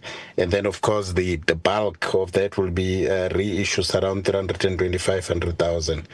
And then, of course, what is it that we're doing, Chair? From the 8th of December, we're starting to operate our office in terms of overtime, which means between 1,600 and 1,800 on Monday to Friday, if you can, Chair, also encourage communities to start visiting our offices to collect, but also to apply for these enabling documents. So we'll be operating overtime, and then on the Saturday that precedes that from 8 to 1, but also it means our mobile trucks will be complementing what our 328 offices, which will be open from the 8th of December, will be doing, including the 4 offices that are at the various malls, which will be Tiger Valley in the Western Cape, Main Lane in Pretoria, Pavilion in KZN, and Cresta in Johannesburg.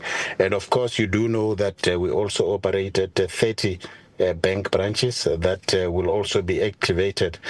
Our office operating hours are always aligned to the IEC. For the registration weekends, we'll open around at the same time. On voting day, we also align our days to those of the IEC. Thank you, Chair. Thank you very much, DG, for those responses. Deputy Minister. Thank you very much, Chairperson, and greetings to yourself, Chairperson, the members of the Board Portfolio Committee, as well as the Chairperson, Dr. Mkize. I think the issue has really been sufficiently canvassed by both the IEC as well as the DG. But there's just one principal issue, our statement I would like to make, that from our side as Home Affairs, we will not have a person who's on the voters roll and registered to vote who will say, I am unable to vote because I don't have an ID. Because our offices, as they are open, they are also able to issue out a temporal identification certificate. That will be for those who will lost their identity document, those who will be saying my identity document has been stolen by a machonist or whatever the case may be. So at that point, they are then able to vote by getting that temporal identification certificate. And we intentionally align the operating hours of our offices with those of the IEC so that we make sure that no one is left behind. We'll also be consistent in running the campaigns on uncollected IDs to make sure that people also collect their IDs. We're not saying we leave it as a last minute issue, but those campaigns will continue to be rolling out. But all in all, we do have a plan that is in place, as the DG was explaining, and we are already implementing that plan, and that is filtering through the IMC where we deliver a report. The other important role that we play, and I think CEO of the IEC did mention it, is to make sure that we maintain a credible voters roll, which we now meet consistently with the IEC to make sure that the records that they have are accurate and they are correct. So we are moving very well in those particular regards. Thank you very much. Thank you, Deputy Minister, and thanks all members, DG, and the chairperson of the commission and other commissioners and the executive led by the Chief Executive Officer, and honorable members for having engaged on this update. Obviously, there are other issues that the commission will come back to the committee to interact as we move towards the local government elections. We are noting also the issues that the commission has raised of continuous joint committee, both with the select committee and the COCTA, now that we're going to interface and prepare for local government elections, including the amendments that will be brought before us, as Dr. Mkize has raised, in terms of the time frame for processing and also for giving opportunity for stakeholders or the public to comment around what the IEC will propose or table to Parliament. I will therefore invite Dr. Mkize to summarize the meeting and also facilitate closing remarks. Dr. Mkize, thanks very much also for the opportunity to facilitate the joint portfolio committee meeting. Thank you very much, Honorable Chabane, for the excellent manner in which you have handled this joint briefing meeting of the two committees, and thanks to all the honorable members for their contributions.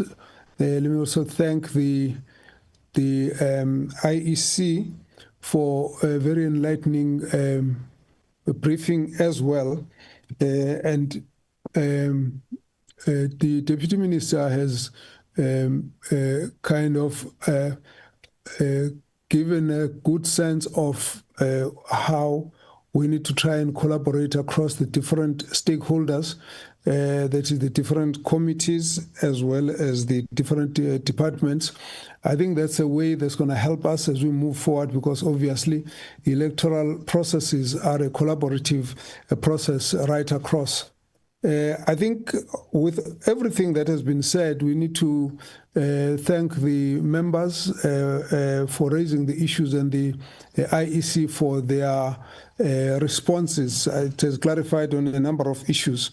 I think from the point of view of a joint committee, the issues that really do stand out that need immediate attention, I won't go into all the details. I just think that the focus on the distribution of the identity documents by Department of Home Affairs becomes very, very paramount in the preparations for elections. Somebody mentioned 90,000 in Limpopo. So I think the commitment that the Deputy Minister is making is also very, very important. So let's focus on that, because it's one thing that's going to be very, very important to ensure that those who have got IDs taken are able to have access to the whole process and not get them jeopardized by lack of distribution. The second issue, I think that is all of us, we all agree about, is attention to technical glitches within the IEC. It's to improve its technical operational capacity, so that we can eliminate unnecessary hitches that end up being a source of disgruntlement amongst the voters as well as political parties. And I think your assurances in that regard is important, and also the fact that there may be a need for further engagement and demonstration of how these matters have been given attention to. I think that a point that we can just keep for future is the ease of ensuring that people can register. So considering the future approach of automatic voter registration, we have actually seen this to be something that might be very, very helpful, so that, whether people have gone to the registration to the voting station to register or not, or whether they've been, it's something that we need to make it easy for people to know that they are, able to get captured without a lot of effort.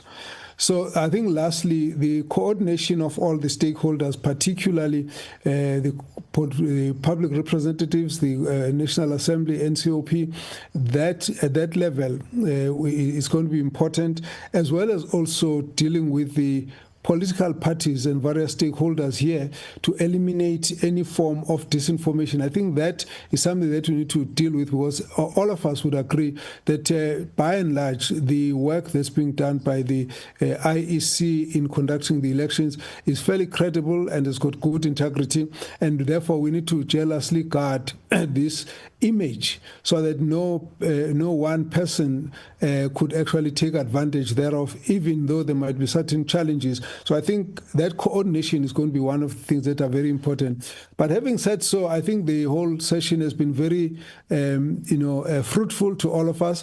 And I want again to say thank you to the Honorable Chairperson of the Portfolio Committee on Home Affairs, together with the Portfolio Committee and members of the COCTA Portfolio Committee, the IEC, the departments. We really want to say thank you. At this point, I believe we should adjourn the meeting, and we look forward to further engagements where this joint committee briefings will be part of how we manage issues going forward. With that, thank you very much, Honorable Chairperson, members. This meeting stands adjourned.